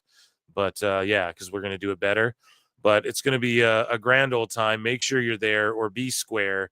Squared circle. Fuck, I don't know. I'm just tired. I love you all so much. I had such a blast tonight. And Dave really got his comeuppance. There was a lot of Dusty Dave in there. Guys, youtube.com/@ProWrestleClips. Hit the like, hit the subscribe. youtube.com/@ProWrestleTimes. Hit the like, hit the subscribe. Please run those shits up. We're rolling, man. You guys are goated. And then patreon.com/ProWrestleTimes. And consider joining. If you like this content, consider joining the Patreon. It's hours of shit that can't be on YouTube, okay? And there's tons more coming. And I'm watching Total Divas with my wife, and we're doing the first episode right away. So you want to check that out. In the meanwhile, be good to each other. Let Dave know to do better. Dave needs to do better, right? And yeah, I love you all. Say my name. Chivers? No. Give a yay. I love you all. Top mod of the top pod. Thank you all. Round of applause. You've been amazing. And I'll see you in the upside down. Until next time, I'll miss you all. Sweet dreams. I'll bid you adieu. Kiss, kiss, bang, bang. All that good shit. Good night. It is a fast-acting viral strain that infects the host immediately, and upon getting sick, the infected will become racked with coughs, sweat profusely, and start to get the shivers and chills. There he is, the legend. The man, the myth, the legend. Yeah. You can't literally run a promotion just for the AEW, what do they call them, sickos? Thank you very much, TikTok and AEW. See you tonight. Tony Khan started telling people there's no such thing as long-term booking anymore. It's week to week. The best guys, Tony Khan. We just secured the bag. It's not like I tried to be a character. It was just sort of happened naturally. But it was never something I intended. It was just something that happened because the wrestlers asked me to do things in matches, and I do them.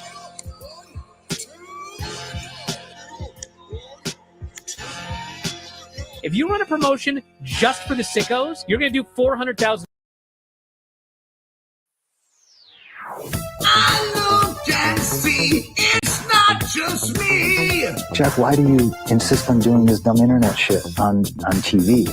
I look and see it's not just me. This place is a fucking joke, man. You're a clown. I quit.